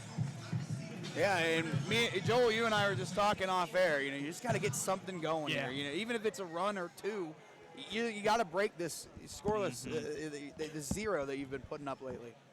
Yeah, his first pitch is a strike there. You look at the only real big difference is that Lafayette only has 4 more base runners with a few errors than the Blue Sox 4 do. more hits, Yeah, 4 more hits. You gotta take more advantage. It's all about the situational hitting. Blue Sox are putting guys on, but it's time to cash in once they're on.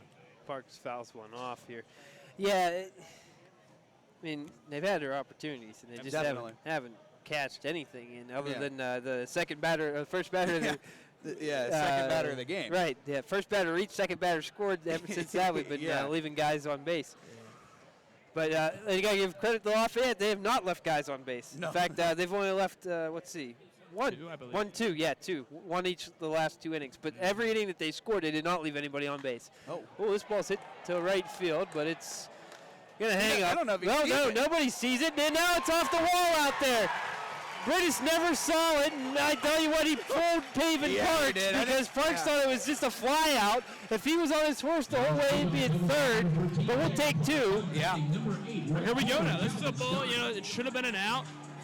We saw earlier, Lafayette took advantage of errors. That's not going to go as an error. That's a mental error. Let's see what the Blue Sox do with it. That's the first bit of good luck Butler's had I here was tonight. just about to say, it's the first break that's gone Butler's way.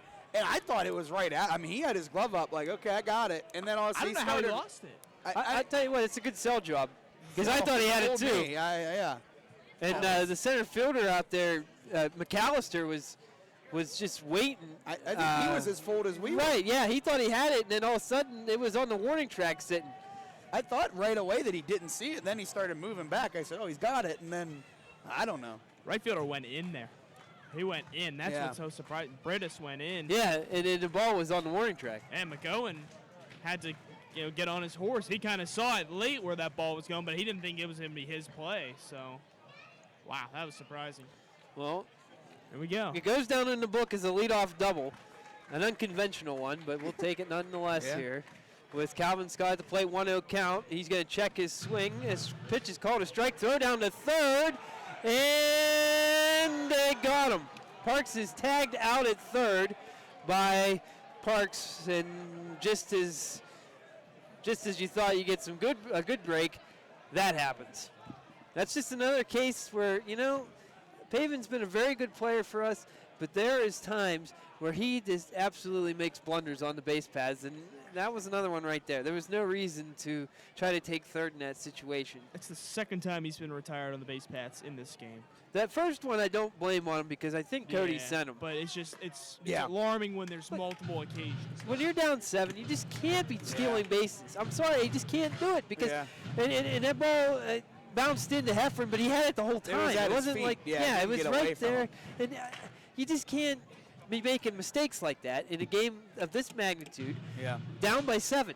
You get a leadoff gift, and then you just give it right back to him. Every run counts here. I mean, every out counts. I mean, really, from this inning on, every out matters. Every out counts. You got to make it productive. You have to make it not silly, I guess. Is the best way to put it. Game's half done. So you're right. It's limited opportunities here on out. And now Calvin Scott has it bounce off the plate. He's in a 3-2 count. I mean, this is just my opinion, but if you're down by 7, there's no reason you should ever steal a base. And the only way you do it is if it gets behind the catcher, gets to the backstop. That's the only way. So it's not a steal. But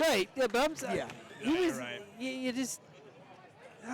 Because every base runner is precious when your deficit is like that because, like we said, every run counts. But Scott takes inside ball 4 instead of first and second with nobody out. It's just a runner at first here. And now Ray Gonzalez at the plate. And I got to... Batting the catcher, number 7, Ray Gonzalez. Fourth walk, by the way, by Payman. Yeah, right. He had 6 coming into the game. Yeah, right. But now you got Ray Gonzalez up. But another thing that's really... and this is unfortunate, but you remember last James Meeker when he got thrown out in that game? He's suspended for this whole series. And boy, are they missing a guy like that right now. Yeah, definitely. And we come in tonight, we're thinking, wow, Butler's undefeated in the postseason, a win away from the championship, but now, and when they won one without him, now they're playing without him again tonight. Now they're a game away from being eliminated too. So. Calvin Scott's taken off for second, and he is thrown out, and he's hurt. Why are you stealing bases? Why? Was that his I think it was his hand. That's what I thought. He looked like he was grabbing his wrist immediately. I think he slid into the foot maybe. I think he did a good job blocking the base off, and I don't know if I looked at Forbes for a second. He did this. Maybe that's just a cut your swing in half, but he was like hitting his hand. I don't know if he was. He just went into the bag awkwardly. He hit it weird, and he jumped right up with that left hand, grabbing it. But it goes right back to what we were talking about earlier. A second ago. No reason. Yeah. None. Now ball's popped up. This should end the inning. And I can't tell you if he caught it or not. I guess not, because they're not leaving the field. By the way, just to show how rare it is that Scott ever gets caught. He was only caught stealing 3 times in the regular season. So, but that said, I don't think that excuses that decision. No, it doesn't. No. I don't. Drives me nuts. I mean, you're just giving outs away. You're just handing them out, and you're down by 7. Yeah, you get 2 guys on, and then they get out without a ball being put in play. There's a ground ball to first. Evan Kennedy's got it, and he's going to take it to the bag himself. 3 unassisted for the final out, and it's just not been a clean ball game here tonight for Butler, and they're just making too many mistakes to have an opportunity to win a game. That's just, we'll just call it what it is. We're going to go to the 6th, and Lafayette's up 8-1.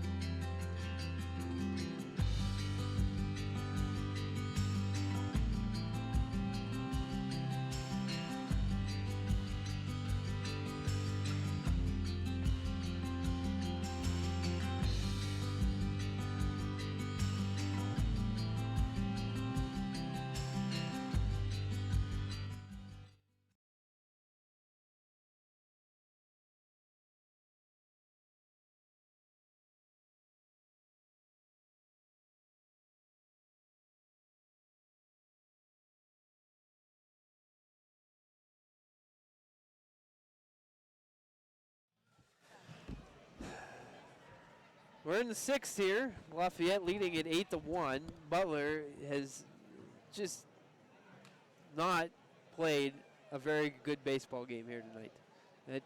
It might as well not mince words. They have not. They haven't. They just. Yeah. I mean, they made 2 big errors. Stobert just didn't have it tonight. Nope. Jack's done a pretty good job of keeping it within, I guess, not being a laugher. Yeah. And Blue Sox have left a small village on base, and they've also run themselves out of base runners. Swing and a miss here from McGowan, 1 and 2. Good curveball from Jack Herzing. You're right. And when you talked about Herzing, the 1 inning, he did give up 2 runs in. Really, only one was earned, obviously, but not all his fault. Right, and I think part of that, Herzing's really done a pretty good job keeping these guys at bay. And at least keeping it close. He's done all he can. Yeah. I mean, you get a couple runs here and there when when the bases are loaded, and then 2 innings ago, you might be looking at an 8-4, an 8-5 ball game instead of an 8-1 ball. And what's got to be so frustrating for the Blue Sox, and fans, of course, is that it's not like they're going down 1-2-3 every inning. Last inning was 1-2-3, but they had 2 base runners who ran themselves out of the inning. Little weak ruler gets away from Herzing. Maglione quickly over, flips the first, and they got him. Nice. Play, That's a really high-quality play from Damian Maglione there. Love seeing that kind of hustle, though, in a game like this. A lot of times guys might be apt to not do something like that. I love the hustle by Maglione to get over to that, because it's so easy to just say this doesn't make a difference, but that says a lot. The body language is strong there. Yeah, and I'm almost surprised he went to his glove there. I thought he would have to barehand it and flip it. Instead, obviously went to the glove, made it a lot closer, but obviously can't argue with the result. Sometimes guys just seem more comfortable that way. Yeah. Barehanded plays are tough. Some guys make them look so easy, but you get that instinct of just always going with the gloves. Yeah. So. Nick Schrader 0 for 2 tonight, and now he's 1 for 2 because he lines a single to left field. Easy for me to say. And there's 1 on and 1 out. Yeah, that was a missile there by Schrader. It didn't get fooled at all. Hit it right to left field on one hop to Murphy out there. They're seeing the ball well. They've really done a good job against what had been coming into tonight, a really dominant Blue Sox pitching staff. Well, 8 of the 9 guys have reached base. The only guy who hasn't is McGowan. The runner goes, throw down, way wide of the bag. And Ray Gonzalez has had better nights behind home plate. He's usually very effective at catcher, but boy, he's just not had a very good night. And he would be the first to tell you that. I mean, he's a really good kid. Yeah, and that's not you're exactly right. It's not a normal night. No, it's for Ray highly Gonzalez uncommon at all. Here's the 1-1 fastball called a strike. And is that just a straight steal? I believe it is. Yeah. I think he was going to beat it anyway. Yeah. It's another one of those cases with Gonzalez that we've seen tonight. Not an error, but it's a play you remember as a mistake. That's true. That's a good point. 2-2 now after a bouncer in. It's just, oh man, yeah. It just hasn't gone our way here tonight. It's really just been a rough one. 2-2. Oh, that's right there. Called 2-1. 2-1. My Murphy. bad. No, that's all right. The scoreboard was just goofed Yeah. up. While you were talking, Murphy just signaled up to the press box that it's actually a 2-1 count. Okay. So, yeah, no worries. All right. Now time's called. Right as Herzing was going to throw in. In fact, absolutely, that was something that. It's too late to call right, time. that's something It's too Ray late. did not get earlier, That's too late. but they get away with it here. 7-1 That'll drive you nuts, the pitcher. 8-1 lead. Yeah, you can kind of do that. That's true. Oh, and then he doesn't give him a strikeout. That's right there. Yep. It might have been a bit low, but my goodness. This has been. I just Yeah. hope. You don't even have to say that. That describes it, Jared. Justin Murphy is a fine guy. Wow. There's a strikeout, Nice. but he's giving us some aggravation here tonight. He's giving Lafayette some aggravation too. Yeah. Though. How about the bender on that pitch? Though? Wow, the break on that one was fantastic. Like we said, Herzing looking good, and if the game stays this way, it's going to be kind of forgotten. But that's an important effort. You know. This is his 4th inning out of the pen, and he's allowed. Well, he gave out 2 off the bat, but after that, he's only allowed 3. Yeah, 1 earned. He's only allowed 3 base runners. After that. I mean, Herzing's been effective all year. I mean, really, he kind of, his role kind of diminished a little bit when guys kind of came in middle toward the end of the year, but he's very effective, and we've seen that tonight. He's been pretty darn good. 1-0 upcoming to Heffron, and he'll take a low pitch. Heffron 1 for 3, RBI single in the second. Also has a run scored, fly out to center field, and a ground out to Pavin Parks at third base.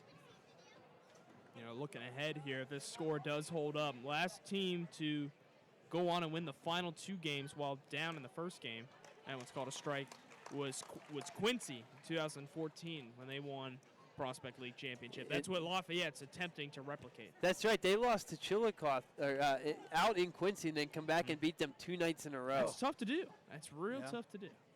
There's a foul ball straight back. That was the year the Blue Sox were in the playoffs and lost to Chillicothe 2-0. Correct. So that's what Lafayette's going to do, and it's going to be tough for them because tomorrow's going to be a road game too. Looks like some action in the Lafayette bullpen. Yeah. Can't tell you who it is, but maybe they got what, 5 out of Beeman? Maybe they are going to go to their bullpen It's here. Phelps again. He's been up and down all game, it seems like. I could see him coming in. I think he made a playoff appearance already this year. This ball's hit the right field. Calvin Scott is under it, and he makes the catch for the final out here in the 6th. Jack Herzing's done a fine job, as Joel said, but unfortunately the Blue Sox have not been able to hold up the offensive end here. And we'll go to the bottom of the 6th with Lafayette leading at 8-1.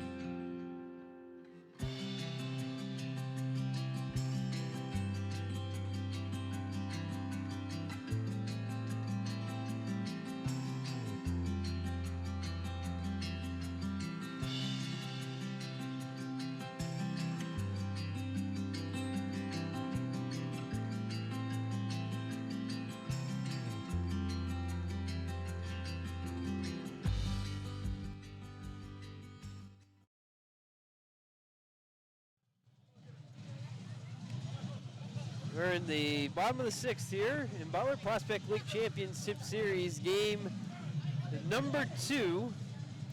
And as well as things went for Butler in game 1, the opposite has happened here tonight as Lafayette leads at 8-1. Quite literally a flip of the script. Yeah, it has. It's Number 22.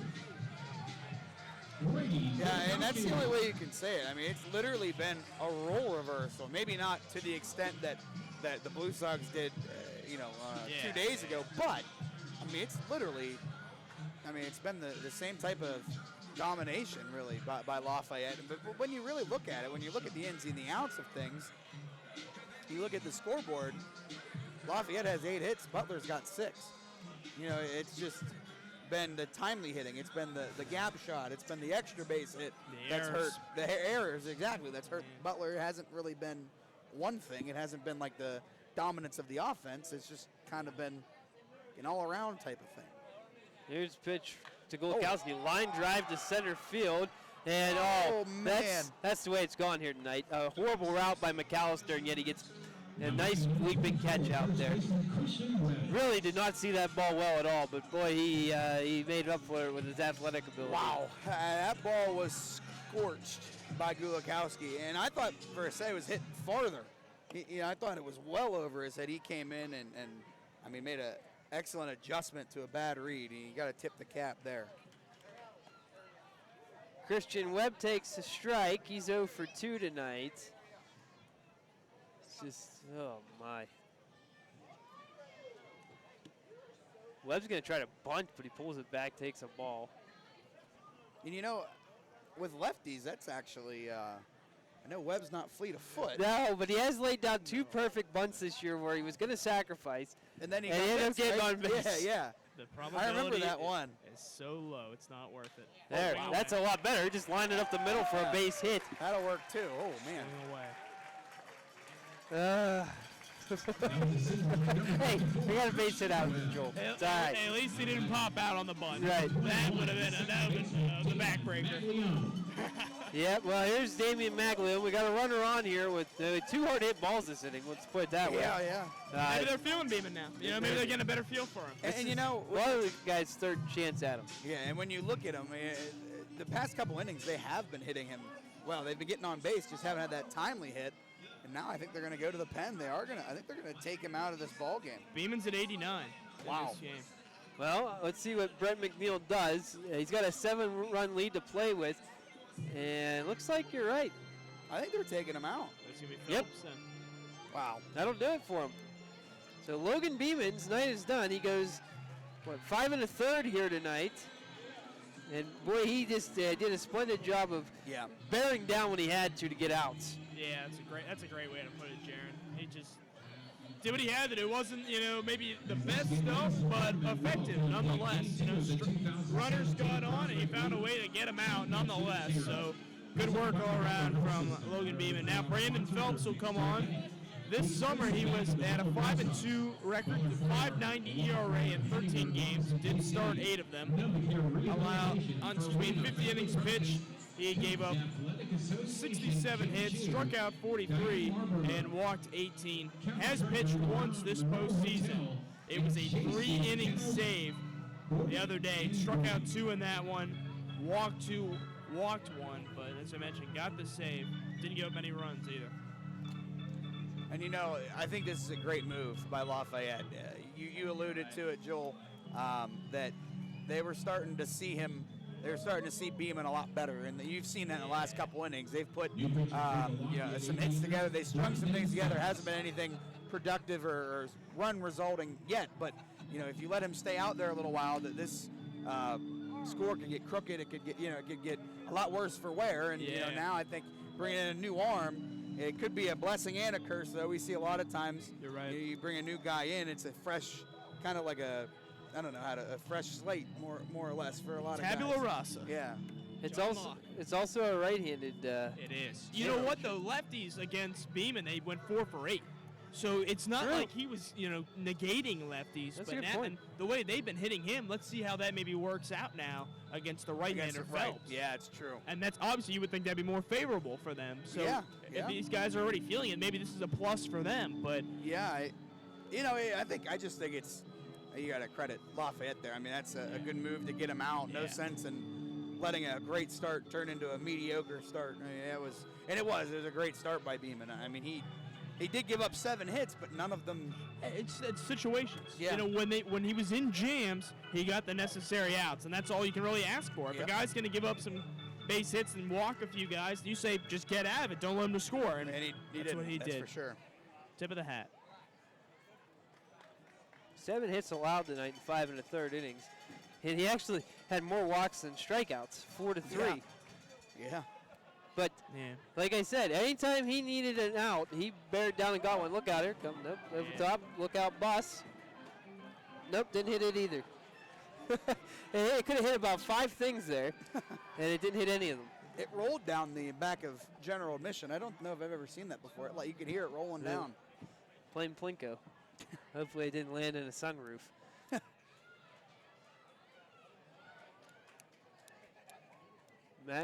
Time called. Maglone steps out. He's so far tonight 0 for 1. Did walk in the 4th. 1 of 4 that Logan Beeman had. So here's something interesting. Coming in the regular season this year against lefties, Blue Sox hit 228 versus them. Went 350 tonight against the lefty. And yet only scored 1 run. There's a sweet grounder. Parks fields it, throw to first, and there's 2 outs here. A nice job by Parks to throw across the diamond to retire Maglione, and now with 2 down, here's Justin Kirkpatrick, the shortstop, looking to try to get something positive here. Hit the ball hard last time, got that single. So we'll see. He hit a ball hard to right, too, A lot of times it seems like Kirkpatrick's had a lot of ground outs, but, gotten the ball in the air today. So let's see what he can do here. I just feel so bad for Cody and Josh right now. I mean, they were so amped up tonight. I think everyone was. Big crowd. The stage is set in Lafayette. Pulled the rope out from under everybody. Guns a-blazing. Came out guns a-blazing, Blue Sox took a few too many hits. Well, here's the 0-1 upcoming from Brandon Phelps to Justin Kirkpatrick. It's low. Nice block by Heffron. Yeah, and a good job by Phelps coming in, getting super weak contact off of Maglione, and that's exactly what they were hoping for. And obviously, the move, at least at this point, has worked. By the way, Blue Sox hitless with runners in scoring position today. The only run that came in was when Tanner Murphy walked. It was at first when Parks tripled him in. That's a good point, yeah. And they've had plenty of opportunities to hit with runners in scoring position. Definitely. Certainly. In fact, let's go through it real quick. I'm looking at that, now. 0 for 3 in the second. 0 for 3 in the third. 0 for 2 in the fourth. And 0 for none. 0 for 0 in the fifth. So they ran themselves out of those chances. Yeah, true. Patrick swings through it. It's 1 and 2. So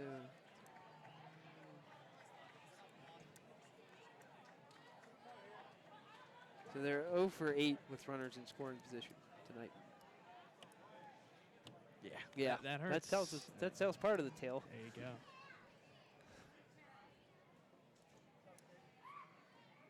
Pitch outside, 2-2 count now.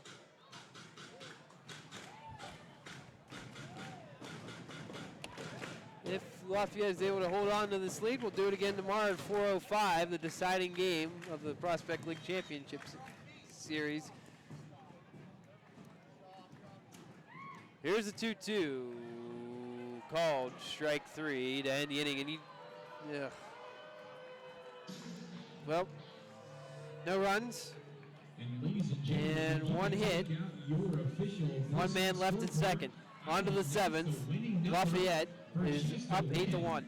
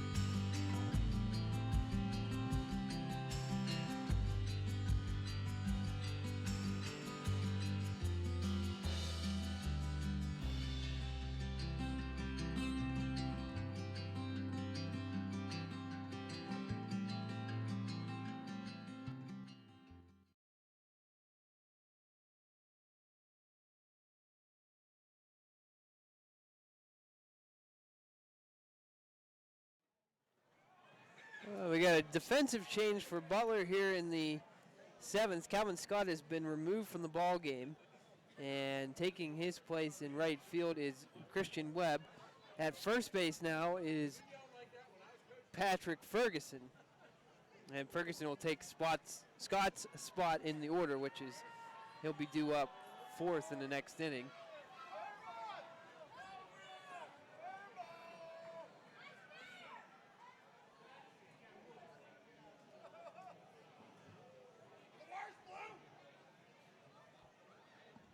0-2 count here on Logan Beeman, who gets to stay in the game as the DH, but Done on the mound. Done on the mound. Chopper to shortstop. Kirkpatrick has it. The throw to Patrick Ferguson is in plenty of time. One away here in the 7th. And you kind of alluded to it, Jaron, when we were off air, that with Calvin being taken out of the game, you hate to speculate or to guess, but probably not a good sign if Calvin Scott's unable to play in this ball game. That's worrisome. That is, especially with what looks like a do or die game tomorrow too. Yeah, but then again, they might be trying to maybe kind of rest him and hope that it gets better by tomorrow instead of having him out there making it worse, possibly. It is interesting because he went back into the field after we saw that left hand get shaken up. Didn't have to make any plays in right field, but then, that's surprising. Here's a pop-up by Dougie Parks on the infield. Pavin Parks is going to give way to Kirkpatrick. Maybe, I guess not. Parks makes the catch. Kirkpatrick almost bowled him over, but that's an out. 2 away. 2 away. And I mean, Parks was like underneath it, and then he didn't say anything. It didn't look like. And then he looked at Kirkpatrick like, "Are you gonna get it?" And then he's like, "Oh, I guess I'll take it." Yeah, like, it was like strange. If you watch it again, he like stood there and looked at him. That was weird. Oh, boy. Now it's Evan Kennedy's turn. Kennedy takes inside. Man, you got to look at it this way, because Ben Carew, our fourth outfielder, is pretty much done. He has a thumb injury. Yeah. He's been wearing a cast, so he's probably not going to be able to play tomorrow. So then you're looking at a situation. We're kind of kicking the can here tomorrow. I mean, we're down 7, so it doesn't look good. And so you look at it that way. Calvin is, that's a bouncer off of Justin Murphy. It makes it 2-1 here to Kennedy. But now you're looking at a situation where you're going to have. Who's going to play right field? Right. I mean, is it going to be Maglione? Is it going to be Pavin Parks? I was about to say Pavin Parks solely because at least he has a game experience out there. He did play in right field in that game where they kind of shook everything up. Because ideally you want to keep Scott in, but if he's unable to go tomorrow, maybe Ray Gonzalez in right field. I don't know. There's a called strike, and Kennedy will have to pick his bat back up in shame. It's hard to say though with that. Yeah, it is. Because Webb, this is only his second time he's been in the outfield all summer. I think he's just there tonight because they need somebody out there. Who else? Pitch is ball 4th. I don't know. It does leave a tough decision. Like we said, all of a sudden the injury bug. This is, of course, Meeker being out too. That it's all. Yeah, James Meeker's not going to be able to play tomorrow. It's just suspension. It's frustrating. It's frustrating for Cody Harold in this kind of a case. You just kind of wonder, like, what do I do? My depth is being squeezed out with every game. And you almost wonder, if Calvin is able to go, whether you run the risk of him playing right field or you just flat out DH. You want That's what I think is going to happen. But then you got to take either Gulakowski out or Parks, or you could put Gulakowski at third and put Parks in the outfield. You could actually put Gulakowski at second and put Maglione in right field. That's a good point too. So we'll see. Yeah. It comes down to, what are you thinking? Who would you rather have in the infield of that group of players? I think Maglione has great range. I think Parks has a great arm.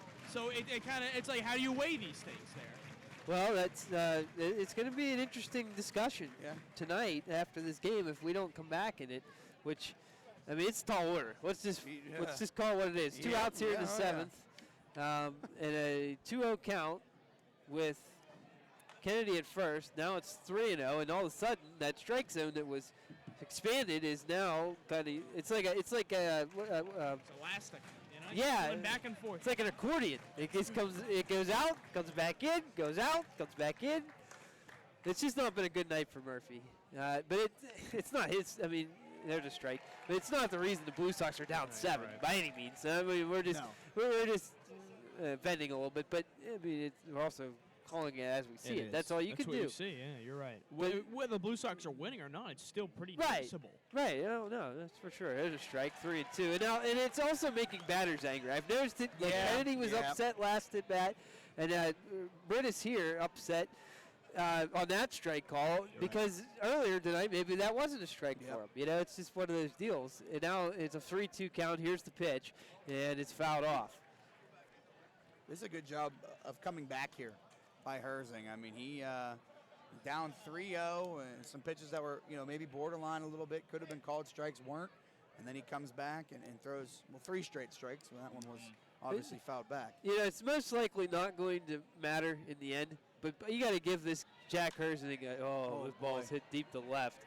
Oh, it's hanging up. Yeah, it's hanging up, and Murphy's underneath it. He's got it, but I tell you, it might not matter in the end result here tonight, but you got to tip your cap to Jack Herzing because he has been solid since coming into the 3rd inning. And really, if Butler can do anything offensively tonight and not run themselves into outs and leave runners in scoring position, you would say to Jack Herzing, you kept us in this thing. Yeah, well, he is keeping you in it, even though it is 8-1.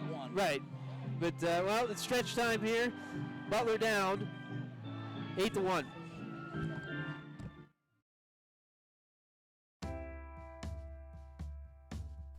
It's time for each and every one of us to face a very troubling fact. There exists a significant heroin and opioid epidemic in not only Butler County, but elsewhere across the country. I'm Rich Goldinger, the District Attorney of Butler County. This is my backyard and yours too.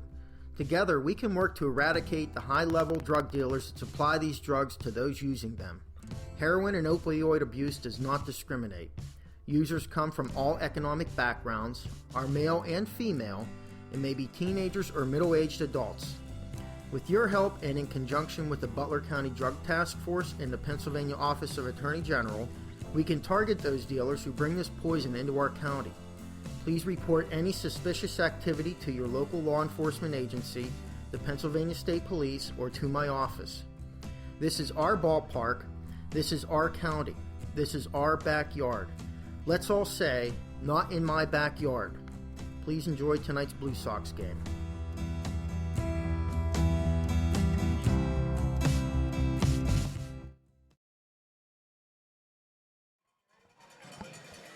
Stephen Mercanja, the 9-man in the order, will lead off in the bottom of the 7th against Brandon Phelps. Final line on Logan Beeman tonight. 5 1/3 innings, 7 hits, 1 run, and 4 walks, 3 strikeouts. So the only good part about that line is the 1 run. And in a game like this, it don't matter. There's a line drive base hit out in the right field for Mercanja. In a game of, where you're trying to stay alive, the only thing that matters is the runs, and he only gave up 1 of those. Yeah. It's a heck of an effort. Yeah, right now, if it holds up, it's going to lead to a win, but I don't know. There's still a little time left here if you're the Blue Sox, but like we said, you got to start doing something. You got to get more guys on and start driving them in. You have 9 outs to play with here. Yeah. And here's Tanner Murphy. He's been good tonight. Scored the lone run of the game. Here's the pitch. Foul tip straight back. Boy, he was on it. Yep, definitely on it there. And I think from here on out, if you're the Blue Sox, you just got to make every at-bat count. I mean, obviously in this inning, 1 for 1 with Stephen Mercanja getting that single. But now, if you're going to make an out, either A, it's got to be a loud out, or it's got to be a productive out, one of the two. You can't afford to just give outs away and do nothing with them. Even the productive outs now, though, that's what true. It almost hurts at this point. Earlier, you take them, but now it's like, no, you got to get a hit. They try to bunt, and Murphy missed it completely. He's down 0-2. Mercanja dives back safely. What in the world are we doing here? I hope He just completely missed on that. He bunt did attempt, whiff, too. and That was that's- scary. That's kind of what happens whenever you're trying to bunt for a hit. You 'Cause you're- focus more on getting out of the box and pushing Right. it rather than getting it down. Getting But the contact. why? I don't know. This is such a, oh, my goodness. Swing the bat. Best hitter at the plate. That's active. Outside, framed up, Yeah, but good spot. yeah, roll the ball. Pavement Park's on deck. Merconja at first.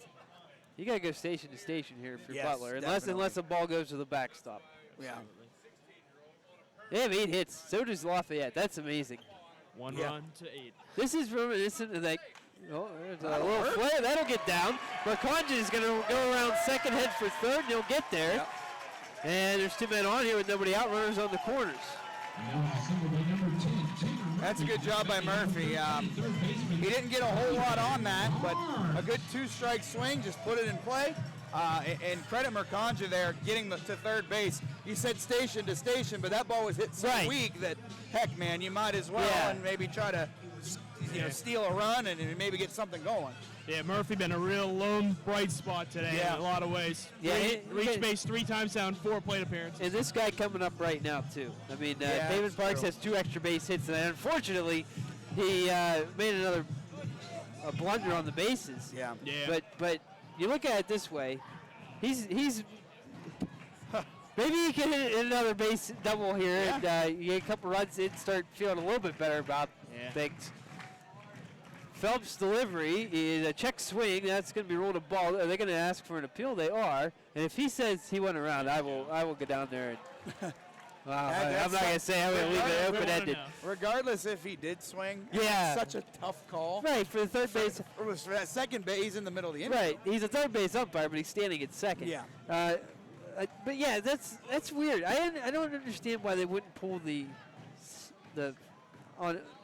first base umpire Yeah, I don't in know. and leave him at third on a left-handed batter, and then vice versa. I would think so too, but That's the way it is on a 3-man crew all the time, though. The third Yeah, base that's- umpire always yeah. comes in. I don't know Parks why ahead that is. 2-0. I don't know either, but it doesn't make sense when there's a No. left-handed bat up. No, it doesn't. And Parks in the driver's seat now. At 2-0, you get a pitch you like here, put a good swing on it, see what happens if you're Pavement Parks. And then you got a big bat behind you, Ferguson, who's pinch hitting for Scott.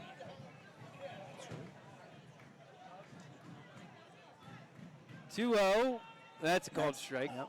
Bluff by Murphy out there at first, maybe just trying to throw off Phelps. Yeah, maybe trying to open up a hole. You Yeah. they say going, Yeah. he's moving one way. Even if he doesn't go, that couple steps that either the shortstop or second baseman take could result in a hit and a run. Parks only hit 239 with runners in scoring position in the regular season, but did drive in 18 runs in those scenarios. 2-1 delivery. Swing and a miss.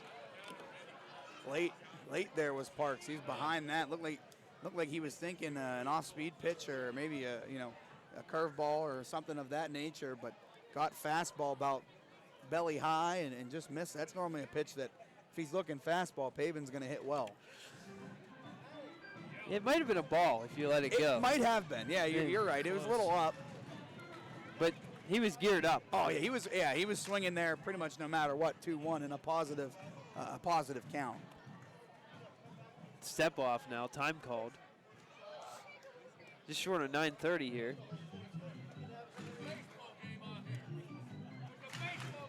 .303 average versus righties this season too for Parks. So that's what we talked about. You bring in a right hand and you figure this helps these lefties who already have been feeling it today. But now is a great chance to take advantage of this. Parks takes low, full count man. now. That's a good curveball, but Definitely. it did dip out of the zone. Yeah, it's a good take by Parks. That's a tough pitch to lay off. 2 strikes. You're just trying to fight everything off, and then that's a heck of a job to lay off. And now you wonder, I know you don't want to run out of an inning, and we have been running out of innings, but with Murphy, who has good speed, you wonder if you're going to try to open up a hole with a steal, do possibly a hit and run. I wouldn't, but it's a possibility here. We're gonna find out here momentarily. Here's the pitch. fouled off. Nice job by Pavin to reach out and foul that out of play. That might have been ball 4 there. Got to protect the plate, though. I was about, you have to swing it if it's close, and credit Pavin there. It was clear that was not in the strike zone. Well, what we would call strike zone based on what we've seen today. Yeah, but he was set up inside too and reached out, so it still might have been on the corner. Yeah, it's a good one with as far back as he was. But I don't know. I think that was the right call, just a slap. Definitely. Like we say, just getting a piece of that to extend the at-bat. Another payoff pitch from Phelps. Line drive, base hit in the left. That will score a run. Mercange is in, and now it's 8-2. And Murphy will move up to second. Parks third into the ball game. There's that gap you were talking about, Callan, that huge gap. That would have been right at his shortstop had they not been shifted. But Parks going to the opposite field. And Murphy was off with the pitch, by the way. He was moving, and that might have opened it up even more. I don't know. That was hit so hard, though. It doesn't matter. Yeah, it wouldn't have no mattered. way he goes to third. No. And now Ferguson's coming up here, the all-time leader in home runs for the Blue Sox. I mean, I don't know. Everything's, the mojo's kind of coming back a little bit. We'll see. It's been a while since Ferguson has hit here, though. Yeah, that's right. 10th hit for Butler tonight, that single by Pavin Parks. And now Patrick Ferguson at the plate. Here's the pitch. Ferguson swings through it. Big swing from Fergie. Wouldn't expect anything less. Blue Sox now 1 for 12 on the night with runners. 1 for 13 with runners in scoring position. They got a run. Got one. Got It's one. a start. It's a start. That's right. We've been saying that from about the 4th inning on. It's a start. Still nobody out here. Murphy at second and Parks at first. Time called. Yep. Phelps stepped off the rubber. Murphy kind of took a couple steps and then jabbed like he was going to go, and obviously Phelps kind of stepping off. But here in this situation, go right at Ferguson. You don't want to be looking at anybody else. Ferguson has homered off of Phelps this year. Oh, swing and a miss, 0-2 now. He's way behind the fastball. Yeah, now Ferguson just got to shorten it up. He's got to put it in play. And I know Ferguson's that big power threat, and that's what he's been all year. But in this situation, I mean, you look at that hole that is between short and third. They are, playing him in a shift. It's exactly what it is. The only thing that's strange about it is the third baseman doesn't go over with them. Yeah. Pitch outside for a ball. Same thing though as Parks. Like we said, you just go to the opposite field. Probably an RBI single, depending how hard it's hit. Yeah, you don't have to hit it all that hard. If you hit it, if you get a barrel, it's gonna squeak through. Just looking at the shortstop and third base. I mean, I know Ferguson's not all that fleet of foot, but if you put it in the right spot, it doesn't matter. It's gonna be tough to pull though. 1-2 low. Whoa, that looked like a crossed up effort. I thought so too. He like stabbed at it, and I guess he kept it in front of him. Credit him for doing that. Yeah. If that gets past, there's guys at second and third with nobody out.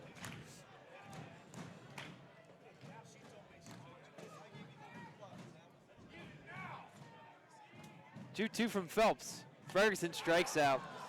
And there's one out here in the 7th. So now it's Ray Gonzalez's turn. Now batting number 7. The catcher, Ray Gonzalez. This is a situation where you need more than one here. Obviously, a couple innings ago, I think we would have taken, a run.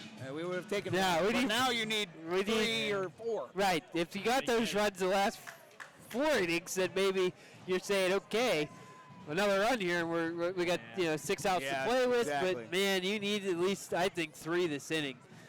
You got to get it to 8-5 or at least 8-4. You got to hope Gonzalez has got a hit in his bat too, because it's been a tough day for him. A lot of times you see guys want to try and make up for some troubles they've had in the field, maybe at the plate, but 0 for 3 at the plate thus far. 1-0. Oh, good pitch there for a called strike. Ray didn't like it, but it looked like it was right there. Now it looks like we got a pitcher warming up for Lafayette. Yeah. 37, I think that was, Jeff Peterson. I can't make out. Yes, it is 37. That's Jeff Peterson, who also was the robot on the Craig Ferguson show. So this is his second career now that he's done with TV. Time called. Ray Gonzalez steps out. I'll tell you what, Phillips has slowed the pace. Yeah, he to really a, has. To a snail's pace here. Yeah, it really. He's done a good job, though. Obviously that run there to Parks, that Parks single.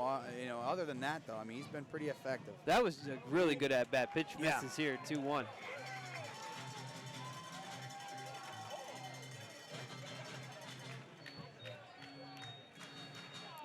Only one out in the inning, too, so that's another thing to think about here. Is that if Gonzalez can't do something, still room to do something with Gulakowski up, who's had a great day. Here's a 2-1. Ground ball to first. They'll get one there on the first, and it's a double play.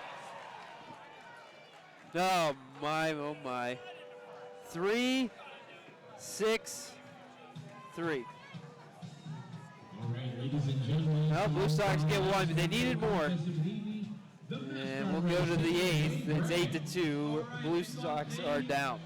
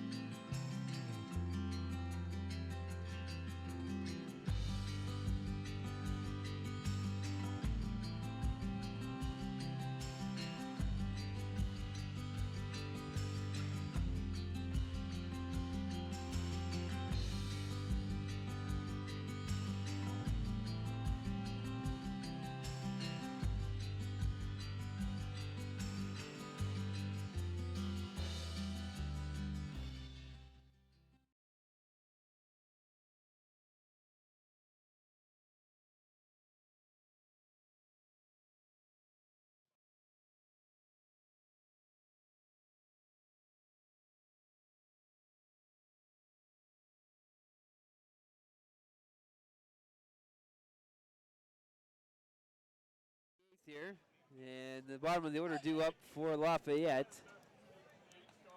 Juwan McAllister doubled and scored in the second inning. Has popped out and struck out since.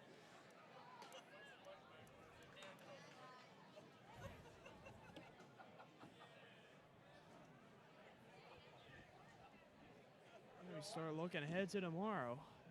Like we were just talking about off air, Jaron. Probably Josh LaPiana on the hill for the Blue Sox. Yeah, he's a probable. Yep. And then you got, who knows, for Lafayette. I have no clue. Yeah. Maybe Depperman, but I heard that there's a rumor. I don't know for sure, but I heard he's done. I heard he can't. Boy, he's had a great year, too, so they'd love to have him, but he would have pitched tonight, I feel like. Yeah, you probably, in an elimination game, you throw your best out there, and then you play. If you make it to tomorrow, you let the chips fall where they may when that happens. But, would you really, if you're Lafayette, would you really trade what Beeman did tonight? My goodness. He got himself in and out of danger. Yeah. Every inning. So it worked. Basically every inning, worked, yeah. Double in the second, got out of it. Leadoff double nonetheless. Yeah. Bases loaded in the third, gets back-to-back outs. Double, walk. First two guys in the fifth, both of them go out. That's a walk here to McAllister. But we were saying, too, if you get into a situation like this where your starter struggles, Nick Bucci's your long guy. That's true, Hasn't started a game, hasn't pitched at all in the postseason. That's a very good point. Led the Prospect League in innings in the regular season. So, you have options. And like we were saying too, while you were gone, Kellen, like with as it takes off for second. Throw down. They got him this time. Oh my gosh! Come on! Can't get anything go our way here tonight. I'm pretty sure that one was. I thought he slid in ahead. I don't know. I don't know about that. That throw was there in plenty of time. We'll see what happens on the replay here. I thought he got his foot in there in time because it was a swipe tag. Yeah, he had to go to the left side. Kirkpatrick did, so I thought he was safe. Surprised they're stealing with. Actually, I'm not surprised. I'm not, honestly. I think they know that this. I mean, it's a long shot, but they know they have to keep applying pressure. It's not only that, but Ray has not really shown them any capability of getting anybody out on a stolen base tonight. He's just, and that's rare. He's been so good behind the plate this summer. It's just not been his night. Here's a 2-1. That's a little flare. Ferguson chasing it.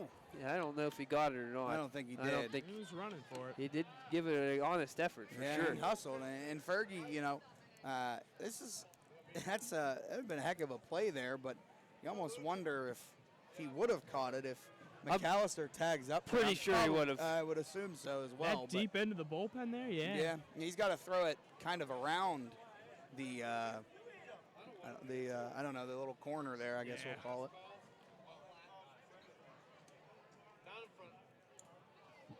Well, it looks like he might have broke his bat on that one. McGowan had to go get another one. I think he got it right off the end or off the handle, one of the two. Yeah, but like, going back to the talk we guys were having about tomorrow, though, it's nice so that Herzing's been able to go as far as he has. Yeah. Now every reliever is an option tomorrow. Yeah. There's a base hit, and Webb's got it. They're going to wave him home. It's not even going to be close. Coming in to score. Now Gonzalez can't field the ball, and McGowan will take second. RBI single. It's now 9-2 Lafayette, and now you got to really think about tomorrow. Yeah. It's the lights are slowly but surely fading here tonight. Starks got that run back only to lose it right away here. Lafayette just responds half an inning after it. Yeah, that's a tough blow, especially now that Butler did have a little momentum going offensively. They had a couple good innings, not runs-wise, but getting guys on base, and then Lafayette gets one right back, and they still have a runner in scoring position too. Single by McGowan means everyone in this lineup has at least one hit too. That's right. Yep. He was the last one. And they have 10 hits on the night, so only one guy. Just evenly distributed. Yeah, one guy has 2 hits, and that's just the leadoff guy, Sharp. That's something, isn't it? My goodness. Schrader down 0-1. Now he pops it up on the infield. Parks has it for the second out. Or no, I'm sorry, that's the first out. Yep. Getting ahead of myself. Baby steps, Jaron. Yeah, well. Now batting for the Aviators. Now it's Sharp. We mentioned him. He's been tough out here tonight. He's been on base 3 times. 3 out of 4. Yeah. From the University of Missouri.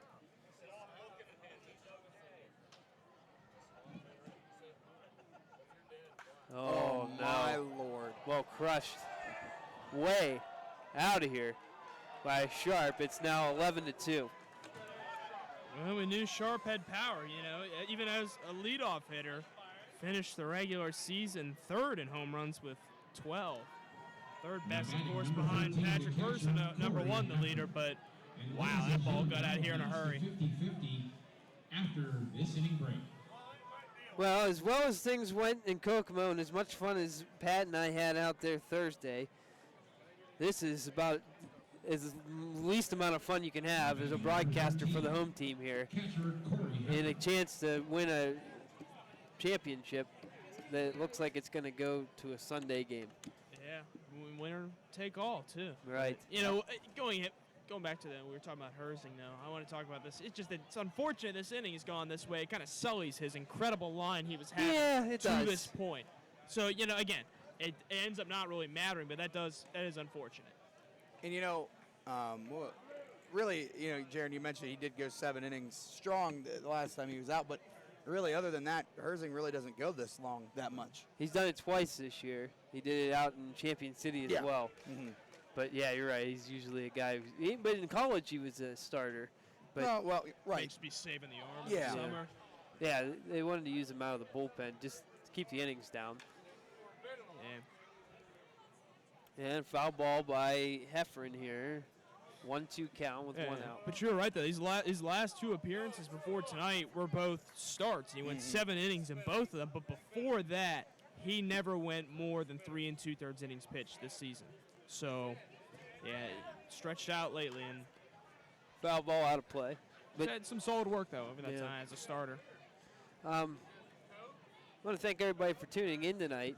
And it looks like, unless a miracle happens here in Butler, we're going to be back at it tomorrow at 4:05. So if you're able to tune in, if you can't make it here, we'll have it for you.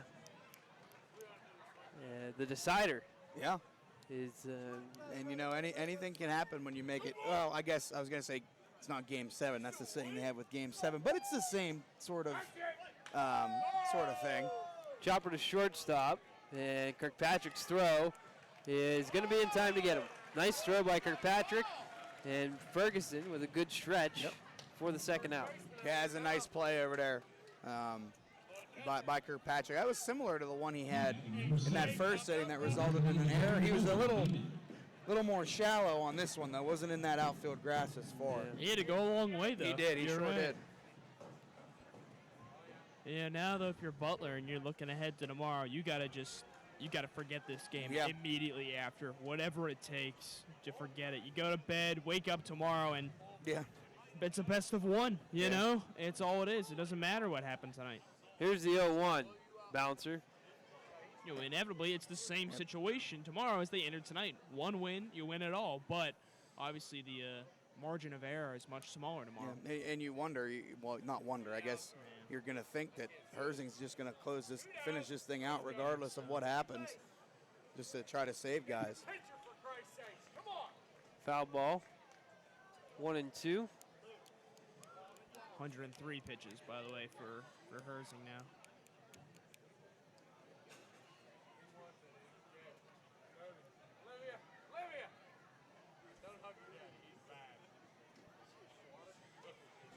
And check swing.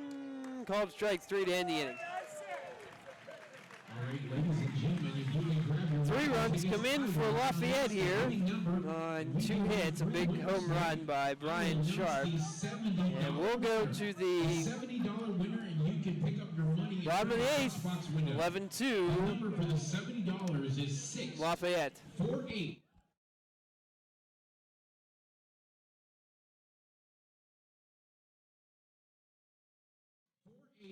Four, five.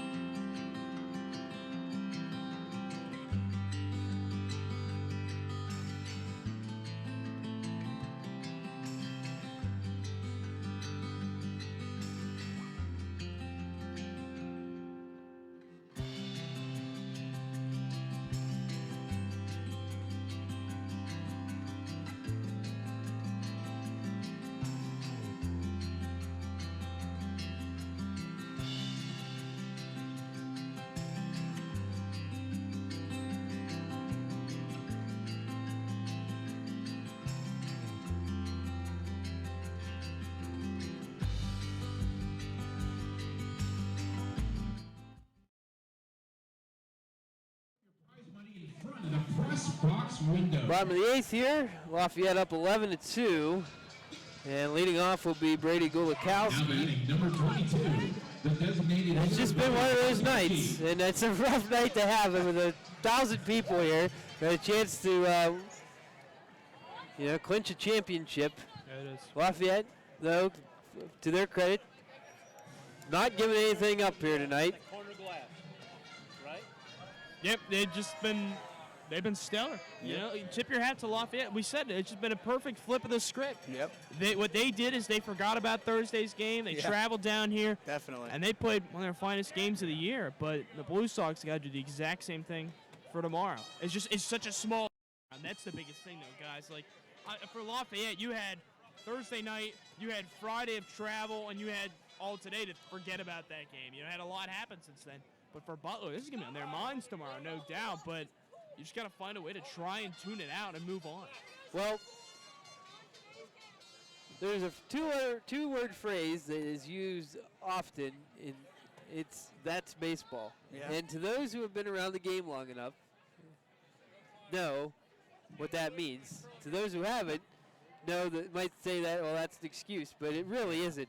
That's baseball. It's the screaming line drive to center field that's caught, and the broken bat single that's going the other way. That's just the game. And then tonight, the Blue Sox were, well, I mean, they didn't help themselves by any means, but it just wasn't meant to be. Yeah, I mean, I'm as big a fan of stats as anyone, but really stats don't predict the future. They just suggest trends. They're what we call a tool. Exactly. So, you know, the stats don't always tell the full story as much as we would like them. No, usually the guys with the baseball gloves and the bats tell the story. And tonight, Lafayette told themselves a good one, and look like they're going to spoil a huge party here. It's going to be wild, though. Tomorrow's going to be an exciting day. You know, I mean, as easy as to still linger on this one, tomorrow's going to be exciting. It's the final game of the season. 2-2 popped out of play by Brady Gulikowski.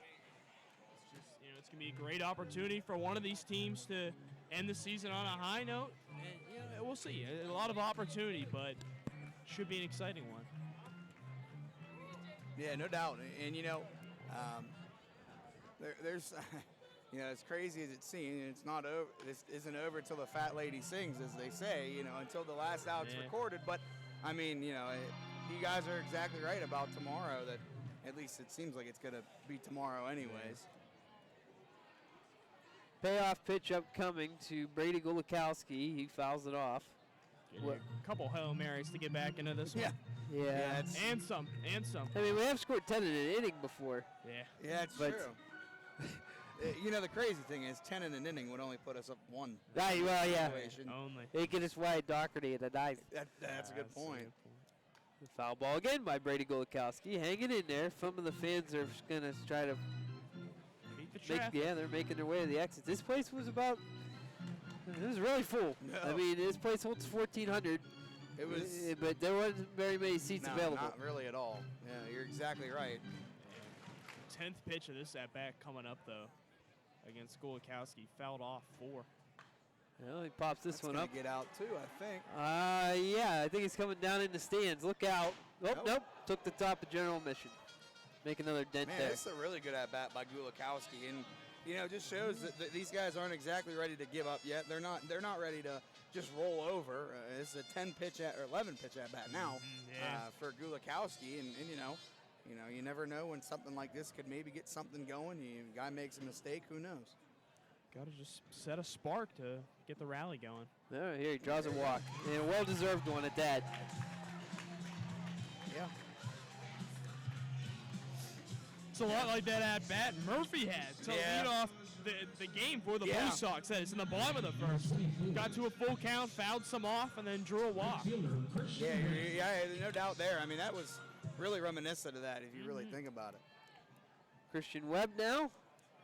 Singled his last time up. Gulikowski with a bit of a lead at first, and here's the pitch from Phelps. It's ruled a strike. By the way, that's the 6th time in 8 innings now the Blue Sox have led off an inning with a base runner reaching. Wow. And to only have 2 runs. Yeah. Exactly. That's just another thing that you think about as this game gets deeper and deeper, is that, again, the chances have been there. They just haven't cashed in. Yeah, this is very, well, other than the fact that Lafayette scored 11 runs, this is so reminiscent of that Friday night game that we had here with them last weekend. Let's see how many guys have been left on base.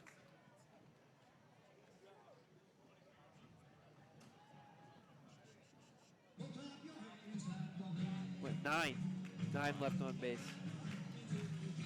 And 3 of them thrown out on the base pass. That's the frustrating part, Parks twice and Calvin Scott. Check swing. Were they asking for an appeal, I believe? Yeah. They didn't get one. No, didn't get one. He didn't even take the bat off his shoulder, really. Yeah, I'm not sure what they were checking there. Yeah, he really didn't. Or maybe he was just pointing out to say that's where I want that spot. That was a good spot. I don't know. But he he- looked back at the home plate Yeah. umpire, so. 1-1, fouled off out of the stadium.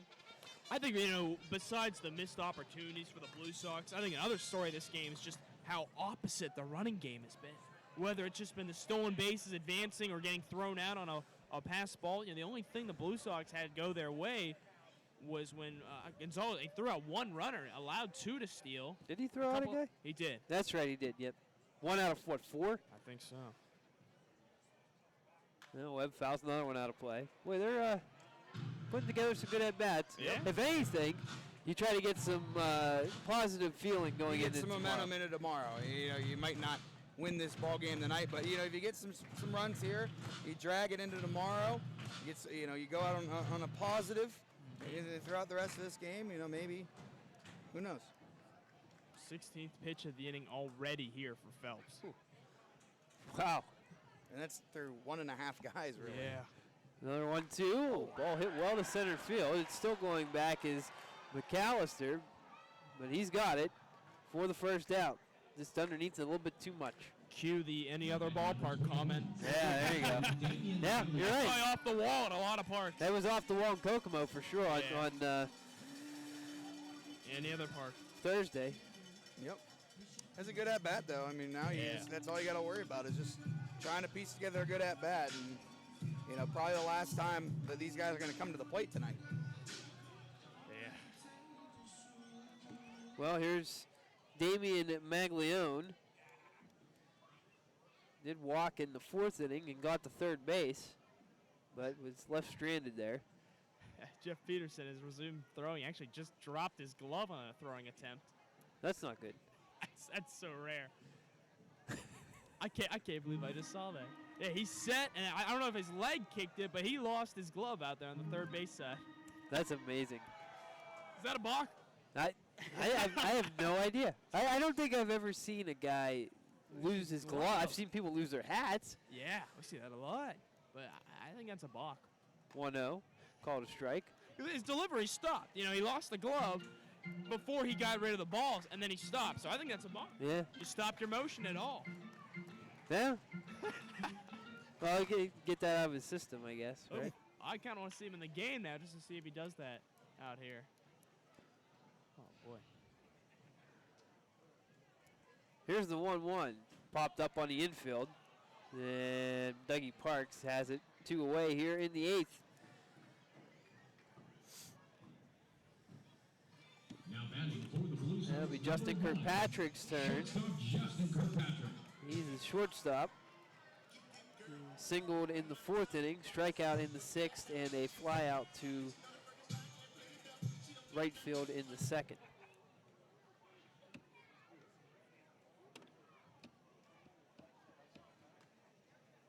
He'll take a ball.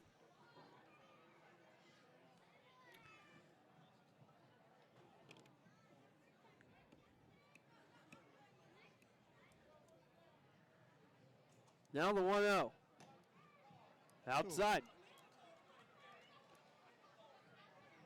I'll tell you, it's so quiet here, you can hear the Lafayette dugout just giving it to Justin Murphy after that one.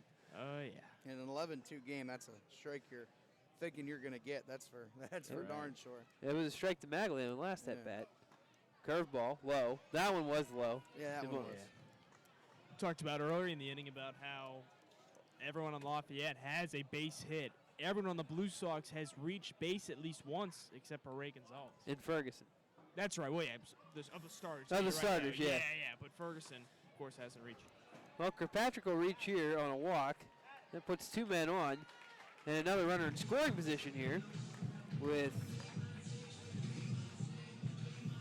Now batting number 2 4, outs the center for fielder, Stephen Mercante. It's been him and Tanner Murphy in Pavement Yeah. Parks. Those 3 guys have, Offensively, yeah. yeah, but Oh, yeah. unfortunately, only 2 of those guys have scored a run. True. Pavin's been on base. He's been at second twice. He was thrown out 9-2 in the first inning, trying to score for the final out. And then in the 5th inning, he was caught stealing. Yeah, he went to third. And Parks is a home run shy of the cycle, That's right. by the way. He'll get an opportunity. Yeah, definitely. Mercanja fouls one off.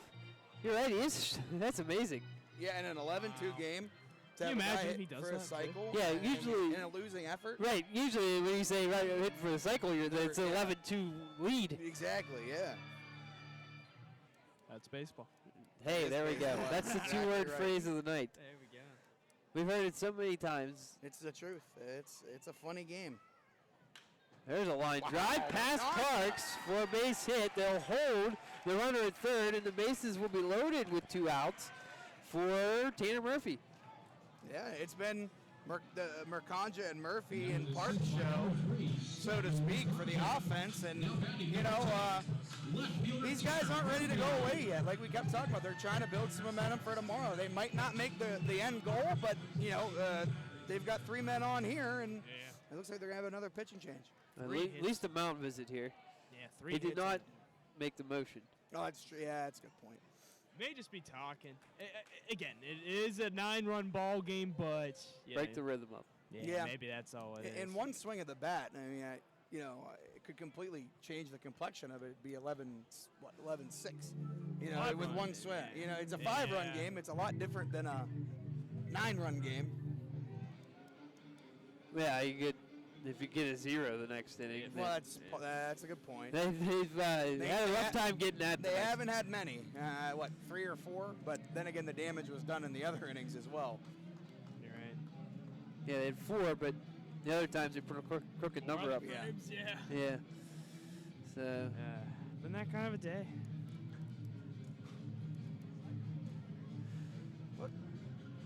Tell you what, though, Mercanja in these last 2 days alone, Man, oh man. 6 hits. Yeah, he's collecting them. 6 hits over last 2 games, not days, I should say. 6 hits though in his 9 at bats. Murphy takes high.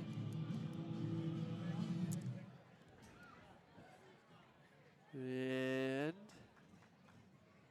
Phelps at the belt will deliver a pitch that is outside and low. Yeah. Now Phelps is running into a little trouble. He really didn't have much trouble with the first 3 guys he faced. Got, you know, Webb to fly out and Maglione to pop out, but the last, you know, couple pitches, last couple batters, he's had some control issues. This ball's popped up in the left field. Let's see if they can see it here. Nobody sees it yet, and it gets down. It's down, and in to score is Gulikowski. In to score is Kirkpatrick. In to score is Mercanja, and now it's 11-5. Give Tanner Murphy a 3-run double. Hey, one swing of the bat, Kellen, what'd you say? I know. I mean, yeah, it's probably going to be a double. You know, it looked like routine, but then didn't see it, and then he had to go back, and it might have clicked off the back of his glove. But yeah, I mean, it's completely changed now. 3 runs. I mean, it might not mean anything when it's all said and done, but who knows? Yeah, but all of a sudden now we're going to see Parks bat this inning instead of what we thought might be next inning. When we said, he's a home run away from the cycle. So that's pretty remarkable. Assist to the lights here at Kelly on Meadow Park. And I don't know. Second time tonight. Yeah, I was about to say, I don't know what it's been tonight with the lights, but there's been some problems. It's a little bit cloudy.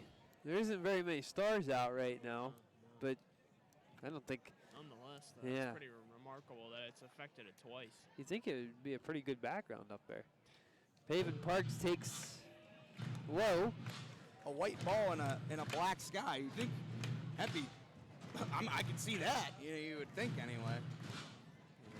If he can get on here, you get Ferguson in the hole. Who knows? Whole new ball game at that point. I think this would be his last batter. Yeah, I would agree. Regardless of what happens. Check of the runner at second. Here's the pitch. Powell fouled straight back, 1-1. And Parks knew he just missed that one. Looked to the dugout and kind of like saw that face. Yeah. You know, breathed. I just missed it. I was right on it. Didn't miss it a ton. He's got some pop in his bat. We've certainly seen that. 1 home run we saw on Monday in the playoffs. 3 in the regular season.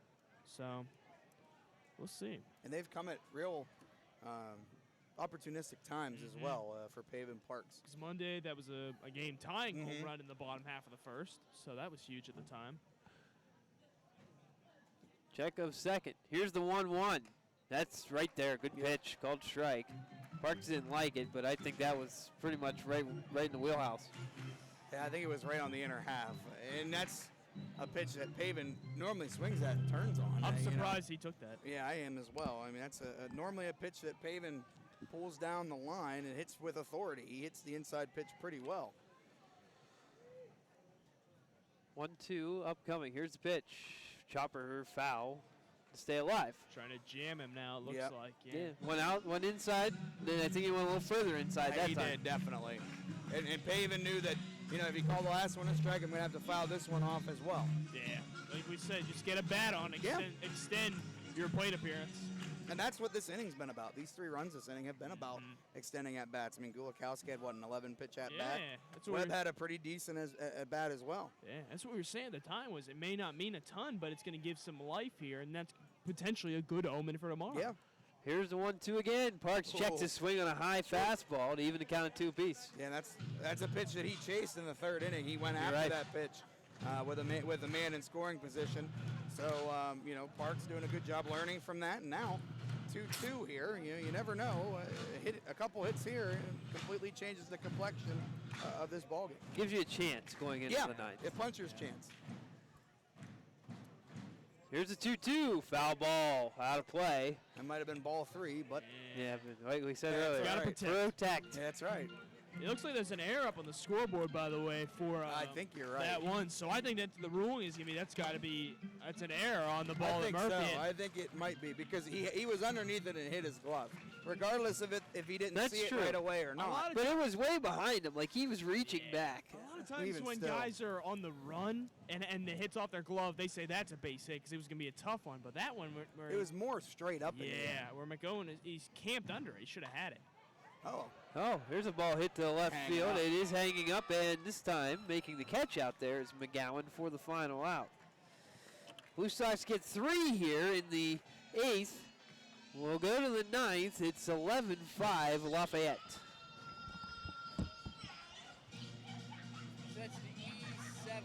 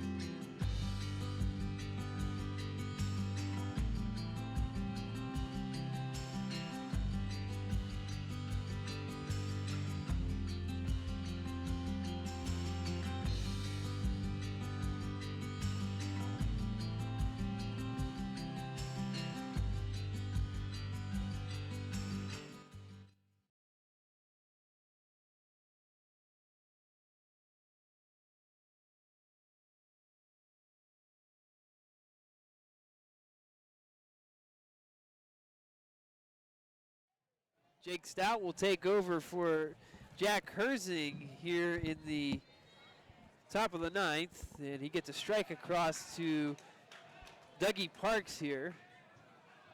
11-5 Lafayette. 11 hits apiece. Oh. But the big number is the runs.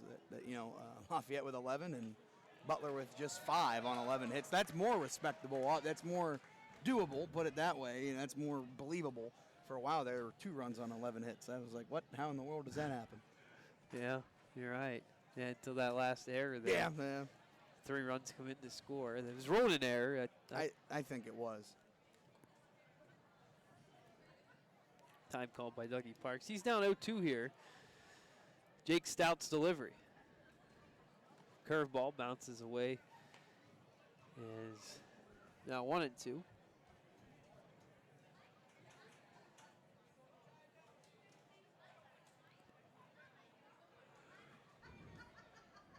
Here's the 1-2 check swing. He went around. Yes, he did. He went around. I'm sorry, Yeah. Dougie. You're going back to the dugout with a strikeout. He didn't like it, but hey. Now batting number 25. Well, and a part of it, Kennedy. I mean, I know it's a 6-run game, and Butler just scored 3 runs, but it's like, if it's close, we're going to call you out. I thought he went around. I thought he did too, but that was borderline enough to where it's like, Yeah. okay, either way they call it. It's like, all right, well.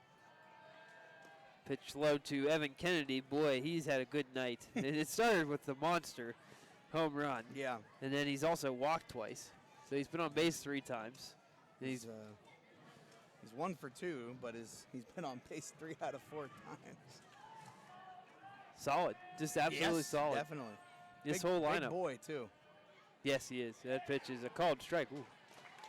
Take it, 2-1. Yeah. That strike zone's getting bigger, and now it's where it's like, okay, we all know it's going to get bigger now. There's no question about it. Swing and Oh, a miss. man. Broke one off there nicely to Jake Stout.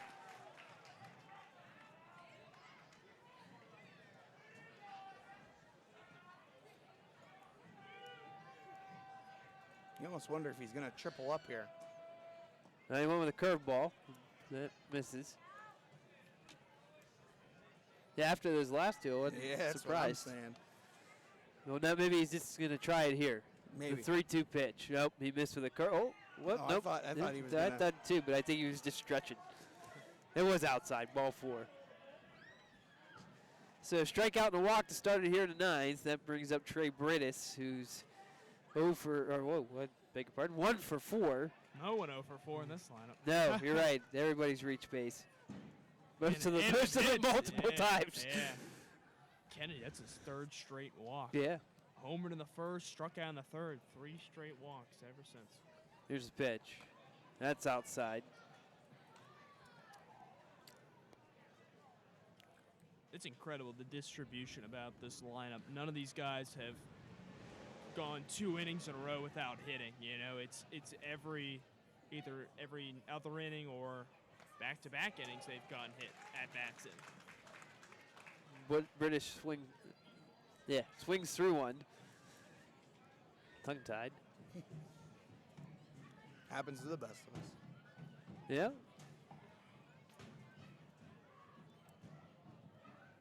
Here's a pitch. Curveball outside. Stout snaps the glove as he gets the ball back. Unhappy with where that pitch ended up.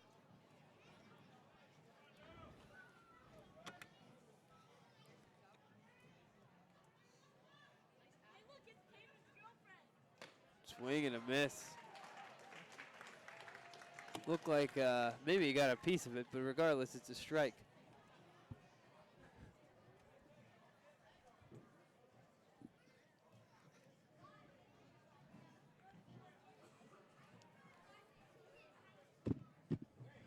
Two is outside, full count.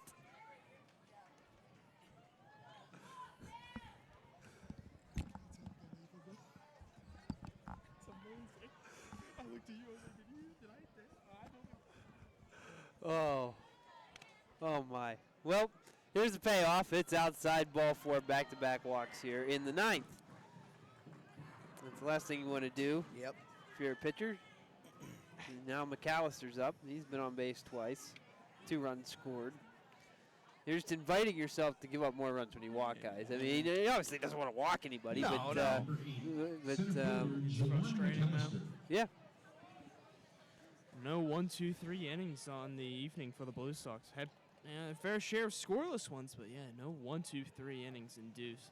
Not even, no. I mean, the leadoff hitter reached base.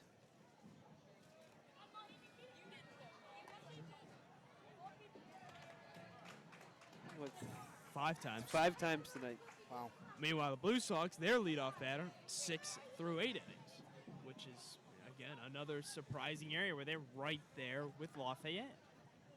Here's the 0-1 to McAllister, and he's going to hit it to right field. That is tailing, and it is a foul ball by a hair. Wow. Thank goodness, because that was close to being with Christian Webb out there. No offense to Christian, but he's not an outfielder. That's probably 2 runs scored in a triple. Yeah, no doubt. And I think that's part of the reason why we're kind of expecting to believe that maybe Webb won't be out there tomorrow. You know, you never really know. You might see Ray out there and Webb behind the plate.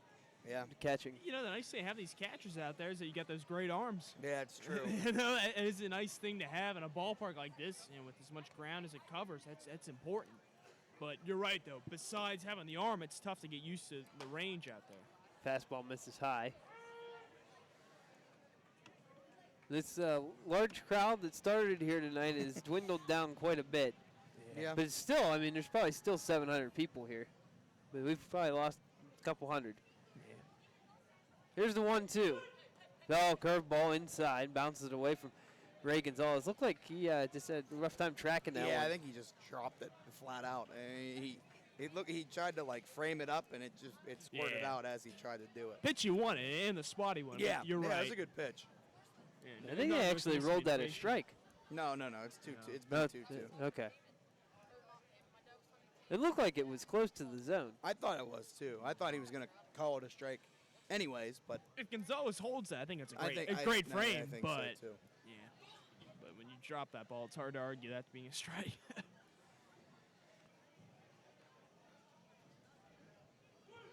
Fastball. Yep. Called strike 3, 2 away. Fastball. Belt high, middle. That's his. No argument from McAllister. That's as textbook as it gets right there. Just frustration. Yeah. Why didn't I swing at that? He knew it immediately, but you're not going to see any bats broken when your team scored 11 runs. Yeah, right. Yeah, You're up by exactly. And you've scored six-pack. twice yourself. McAllister has. Not worth busting a bat on that one. No. Pitch outside to Noah McGowan. Schrader is on deck. McGowan actually completed the all 9 men getting on base last time he was up. And he's going to smoke it to center field. Mercanja falls down. Still recovers to make the catch. Oh, my. Play of the game. The dude must really be setting in out there because he slipped and fell right away. Got back up. No big deal. Makes the catch for the final out. No runs come across. A couple of strikeouts for Stout and a couple of walks. We'll go to the bottom of the 9th. Butler down 11-5.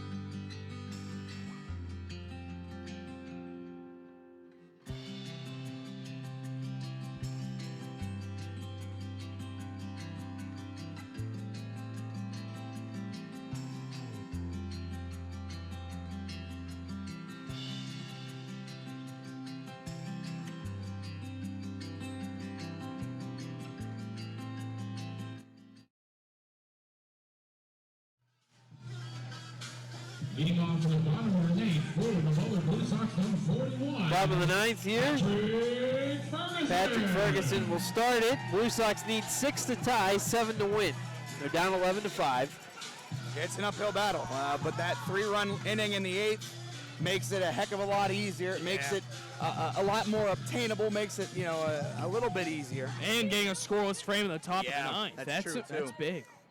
Yeah, it's a good job by Stout working around a couple of walks. First pitch fouled straight back by Ferguson, who is 0 for 1 with a strikeout. He came in the 6th inning to replace Calvin Scott. Actually replaced Christian Webb, and Webb went out and replaced Calvin Scott. 0-1 upcoming from Phelps, who's looking to close it down here tonight. And a swing through from Ferguson. He's due for a long ball. 10 games without a home run. Just would love to see him make contact here. He's just had so much trouble making contact lately. Yeah, that game against West Virginia on August 6th, his first in a long, long time having a game without a strikeout. Foul ball. Yeah. Yeah, he hasn't had a hit since, August 1st? And last time he had a homer was back on July 15th, I believe. Yeah, that was a span of 19 games where he had at least one strikeout in every single game before not striking out on August 6th against West Virginia. Oh, well, there it is. A deep drive to right field. Forget about it. It's gone. It's now 11-6. A solo shot from Patrick Ferguson here to start the ninth. And that's a little jolt. Yeah, so that's a little wake up. You know, if they don't come back tonight, which, I mean, it's going to be a tall order, that just gives you a lot of confidence for him for tomorrow. So that's the second home run this season he's hit off of Phelps. Last was back on June 8th. First time this season Ferguson has gone deep on an 0-2 pitch. So good adjustments there by Ferguson. Yeah, it was. He was out on his front foot, but he stayed on it, kept the hands right on it, and threw him out. That was a heck of an adjustment on that 0-2 pitch, as you mentioned. My goodness.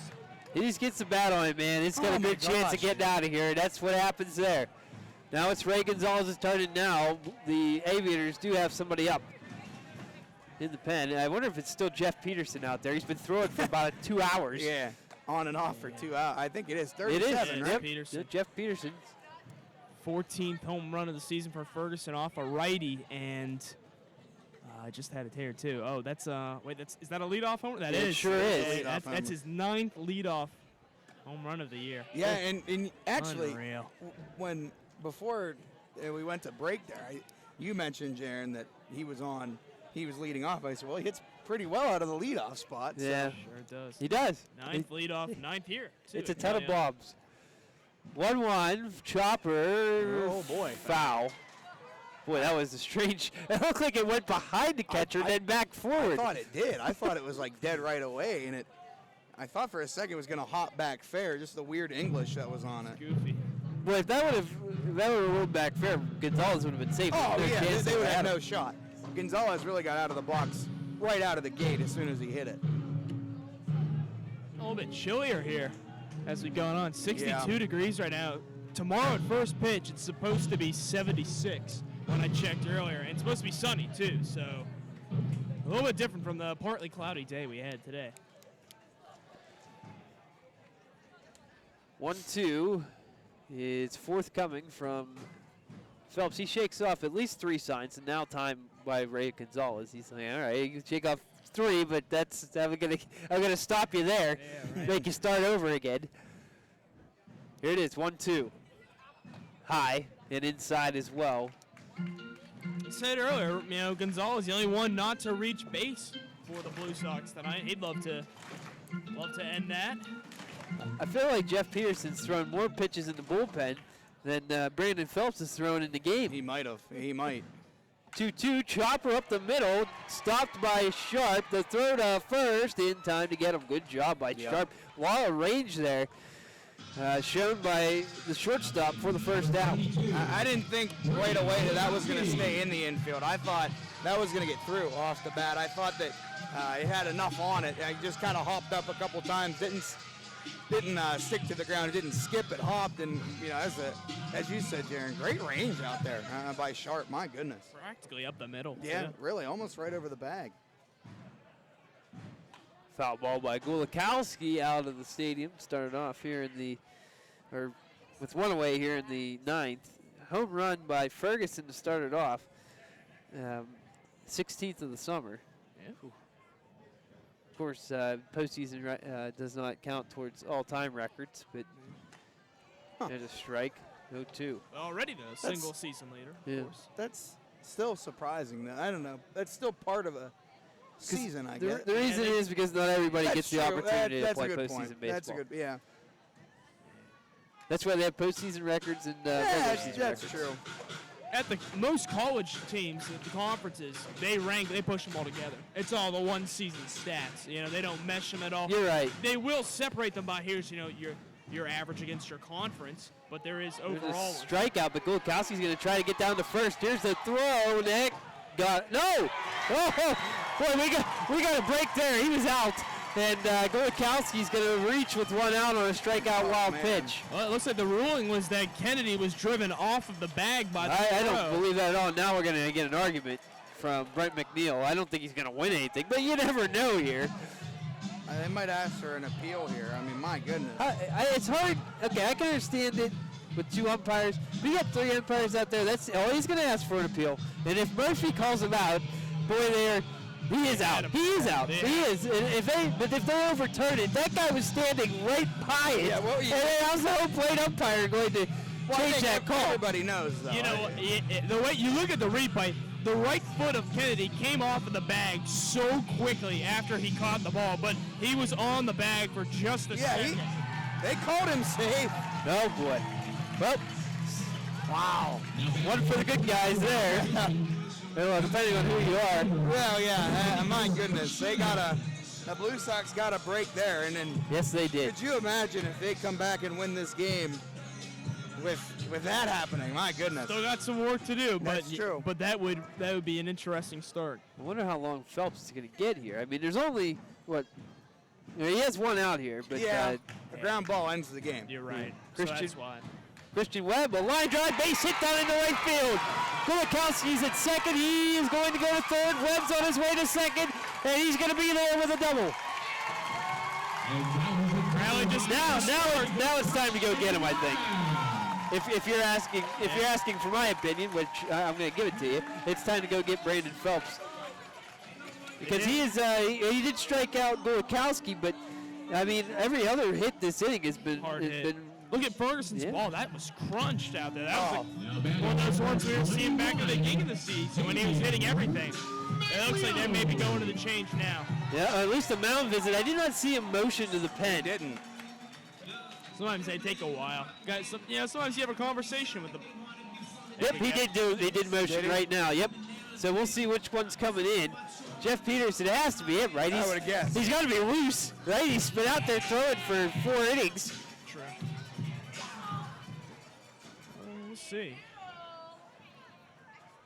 Yeah, Peterson was out there for a long, long time. It looks like And you almost wonder a if lot that of would. discussion right now. Yeah. Even as he's out there, I'm not sure what the talk is. Yeah, I don't either. But you almost wonder if that's going to hurt Peterson. I mean, he threw for How on many and off pitches for do you think 2 he hours. threw? I mean, He honestly had been throwing since like the 6th or 7th inning. yeah. Looking at the numbers though on the summer for Peterson. And waiting a second for it to pull up. So I Yeah, thought don't you love that? Yeah, I thought I had him for a second. Now, Peterson in the summer, in 12 games, 2-1-1 record, 7.98 ERA. Did start 4 games in 38 1/3 innings pitched, struck out 21, walked 18, giving up 54 hits. Last appearance was against Butler. That's right, back on August 5th. 5 innings in that one, allowed 4 runs, all earned, on 7 hits. Walked 1, struck out 6. So we'll see. It's an interesting move. A guy, in a situation like this, a big deficit, being brought in just kind of close it up. Yeah, so that was not a great outing. No, But against the Blue Sox. No decision in that one, but certainly didn't help. Well, the remaining fans here at Butler, I mean, they're having a good time now. I mean, this is getting exciting. I know we're still 5 runs away, but the table's kind of set out. I mean, you have 2 runners in scoring position. One out. Yeah, 1 out. No likely double play. No.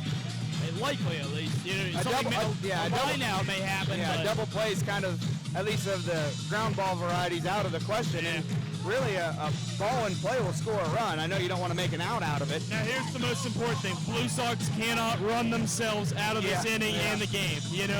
You have to know that you're going to be, if you're going to tag up, you got to really, really think about it before you do. But You do not want to make the last out on the bases today. And I'm almost surprised, to be honest with you. I'm almost surprised. Without putting a ball in play, of course. Yeah, right. But I'm almost surprised that Webb went to second there. I mean, a good throw. I mean, he was well up the line. It's almost on the other end of the outfield. But still, I think a good throw probably gets him. It makes it close anyway. I don't know. I was a little surprised that throw didn't get in sooner. Yeah. But we'll see. You look at, just glancing at Joel's computer, all the stats on Peterson. Boy, oh boy, he had some rough outings. 8 runs against Danville, 4 against Terre Haute, 5 against Kokomo, 4 against Kokomo. In fact, there's only 2 times this year where he put up a 0. Yeah. Most of those have come in those starts he's made, though, ironically. It's surprising that they would go to, I mean, but Still then, a how 5-run many lead. how many guys do you have, I guess? And you have to save guys for tomorrow. Right, exactly. You have to. You have to until there isn't one. There's a good fastball. You from play Peterson you play for tomorrow until there isn't one. Exactly. If this gets into a save situation, everything. Well, they already have another guy tossing out there. I can't make out the number. Tried to see the last pitch there. Yeah, no chance. Sorry, folks at home, we can't see him. Bouncer, nice block by Heffron. Wow, nice block there. I mean, that would be a cheap way to score a run there for Butler, get themselves a little closer. Cameron Boyd, by the way, out there throwing. Oh, okay. Well, he did come down. He came and closed out that 2-1 win. That's right. On last Friday. That's right. 1-1 delivery upcoming. Here it is. Outside. Good take by Maglione. You gotta be patient, but he's got a favorable count here, 2-1. So, and both back-to-back pitches he's taken. So yeah, and if Mags, I think if he gets a pitch here that he likes, he's gonna put a swing on it. I think he should too. He's been on only once today. He did hit that ball hard back in the second inning, but this is the biggest at bat so far of the game, really. Yeah. Well, I mean, I look back, maybe the bases loaded. That's true. Back in the third for the Blue Sox, I think those were some big at-bats because that was only with 1 out, too, and they didn't get anything out of that. Here's pitch. Oh, he lined it hard, but foul. He broke his bat, too. Yeah, he definitely broke it. You could hear it. Yep, got it right off the handle. Looked like he had enough height on it, though. If he would have straightened it out, it might have got over a head. If that bat doesn't break, I want to know how hard that ball is hit because he hit that right on the button there. He did.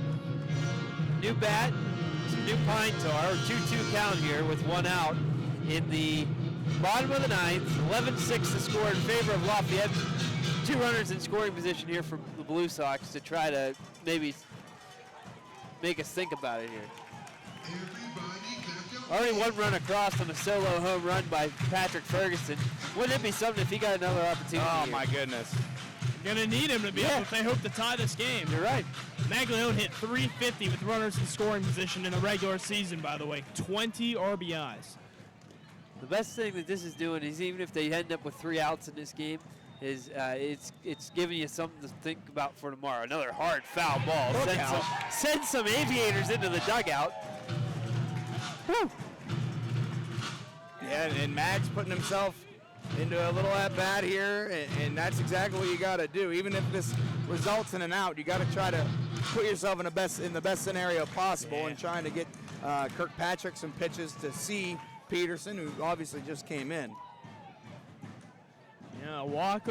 Obviously, you need a couple more balls to get that. That'd be nice, but boy, you'd really like an RBI hit here of some variety. Single likely scores too. Oh, there's a flare to center field, and it's down. One's coming home. That's Kulikowski. Webb will stop at third. It's now 11-7, and you're 1 batter away from putting the tying run coming to the plate. And in a game like this where you're down, that's the only thing, honestly, the only thing you can ask for is to get the tying run to the plate, and Butler's making a case to do that. Anything can happen when you bring the tying run to the plate in a ball game. One swing completely changes. One step at a time, yeah. That's right. That ball, though, I was just saying, a single probably scores 2. Problem with that one is it landed, hung up. Yeah, hung up and landed right in front of McAllister on one bounce. Another slip in the outfield, too, there by McAllister. I just saw Mercancha do that last inning. We saw McGowan have that happen to him earlier in the game. Looks like the dew's having an effect on his That's definitely set in. Swing and a miss from Kirkpatrick. Yeah, and this is a big at-bat here with Kirkpatrick.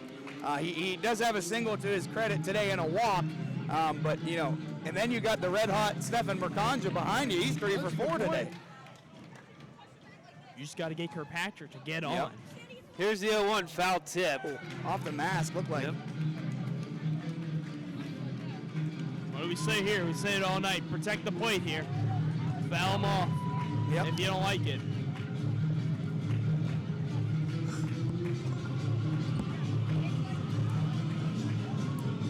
Trying to get him into it here. The fans that have stuck around are into it for sure. Yeah, no doubt.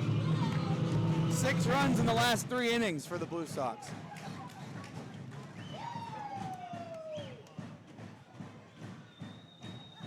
Step off by Peterson to reset. Woo. Wow. 7 runs for the Blue Sox in these last 3, and that's, excuse me, 6, my bad, I'm sorry. I said 7, but amazing how that's still a big deficit. Chopper to second, Schrader on to second for one, on to first, they'll beat it out, and into scores Webb, it's now 11-8. But now they're down to their final out. You just need Mercanja to get on and then let the chips fall where they may. Yeah. Back with Murphy. Go from there, but what's Mercanja done all night? Done a good job at setting the table from the bottom of the lineup. So just hoping that maybe he's got one more of those tricks up his sleeve. Well, yeah, he's had himself a night, 3 for 4, and can he do it again? With the Blue Sox down 11-8, down to their final out here. Peterson sets and delivers. Mercanja fouls it off. It looks like the fellow that was pitching out there for Lafayette in the bullpen's ready to go whenever they need him. He's just pounding his ball into the glove I'd be right willing now. to say that if Mercanja gets on, that's when you go to him, because you have the top of the lineup coming up next. Yeah, that was Boyd. We mentioned if he comes in, it is a safe situation. It's a 3-run game right now.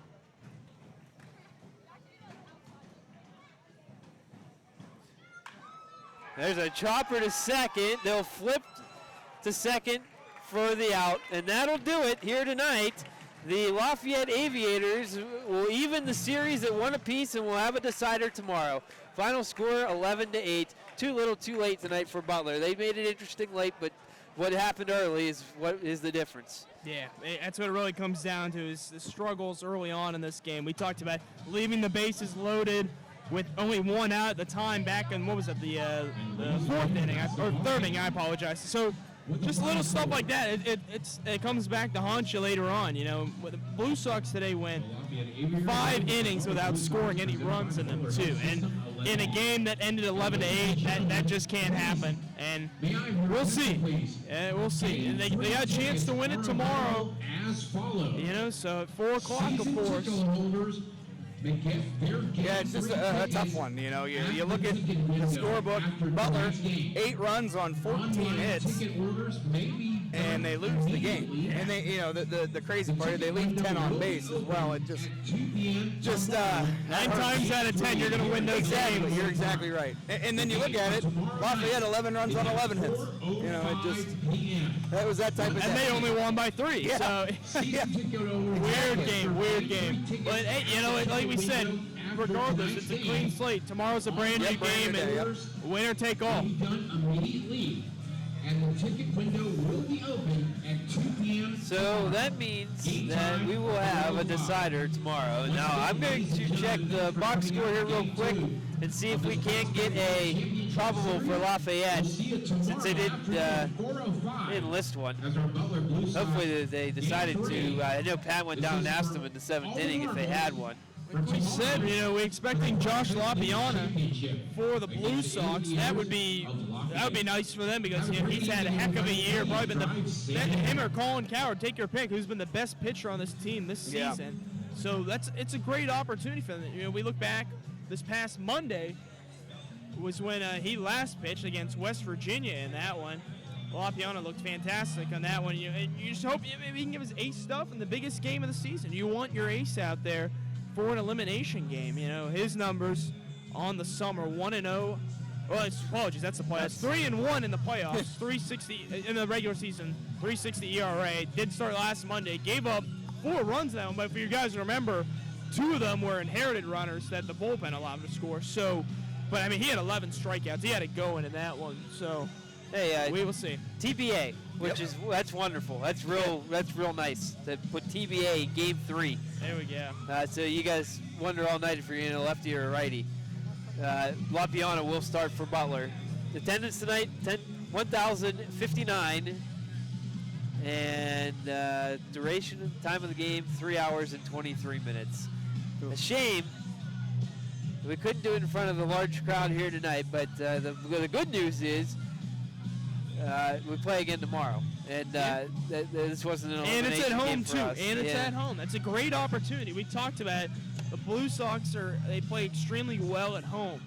Only I believe only 8 losses in the regular season, now 9 overall since the start of July. So it's just a great opportunity tomorrow, to end the season at home on a good note. But you're gonna take something better than today. But like we said, clean slate. It's equivalent to a game 7. So you throw it all out and go out and you see what you can do. Well, Kellen, any final thoughts? No, I mean they put it together late. Too little, too late, obviously, but you got to tip your cap to the comeback that the Blue Sox had. I mean, all for nothing at the end, but I mean they scored 7 runs in the last 3 innings. That's super impressive, and they never said die, but too little, too late. That's just it. Most times when you out-hit your opponent, you're going to win, but it's not tonight. It was a weird game. Well, we've experienced the opposite postseason baseball this 2017 season. Tonight we've experienced the down. But the thing is, you have another game tomorrow, and so that's what we got to do. Play again tomorrow, and well, there is no tomorrow after that. Series is tied at 1 apiece. Winning pitcher tonight, Logan Beeman. Losing pitcher, Alex Stobert, who went 2 innings, allowed 6 hits, 6 runs, 3 of which were earned, 2 strikeouts, and picked a rough time to have his worst outing of the year. Logan Beeman, 5 1/3, 7 hits, 1 run. It was earned, 3 strikeouts, 4 walks. But boy, whenever he needed to get an out, he got an out. And that was the difference here this evening. Well, I appreciate everybody who tuned in, and if you are inclined, please do so again tomorrow for Game 3 of the Prospect League Championship Series. Well, so one last time, final score, Lafayette 11, Butler 8. We'll talk to you tomorrow, 4 o'clock for the decider.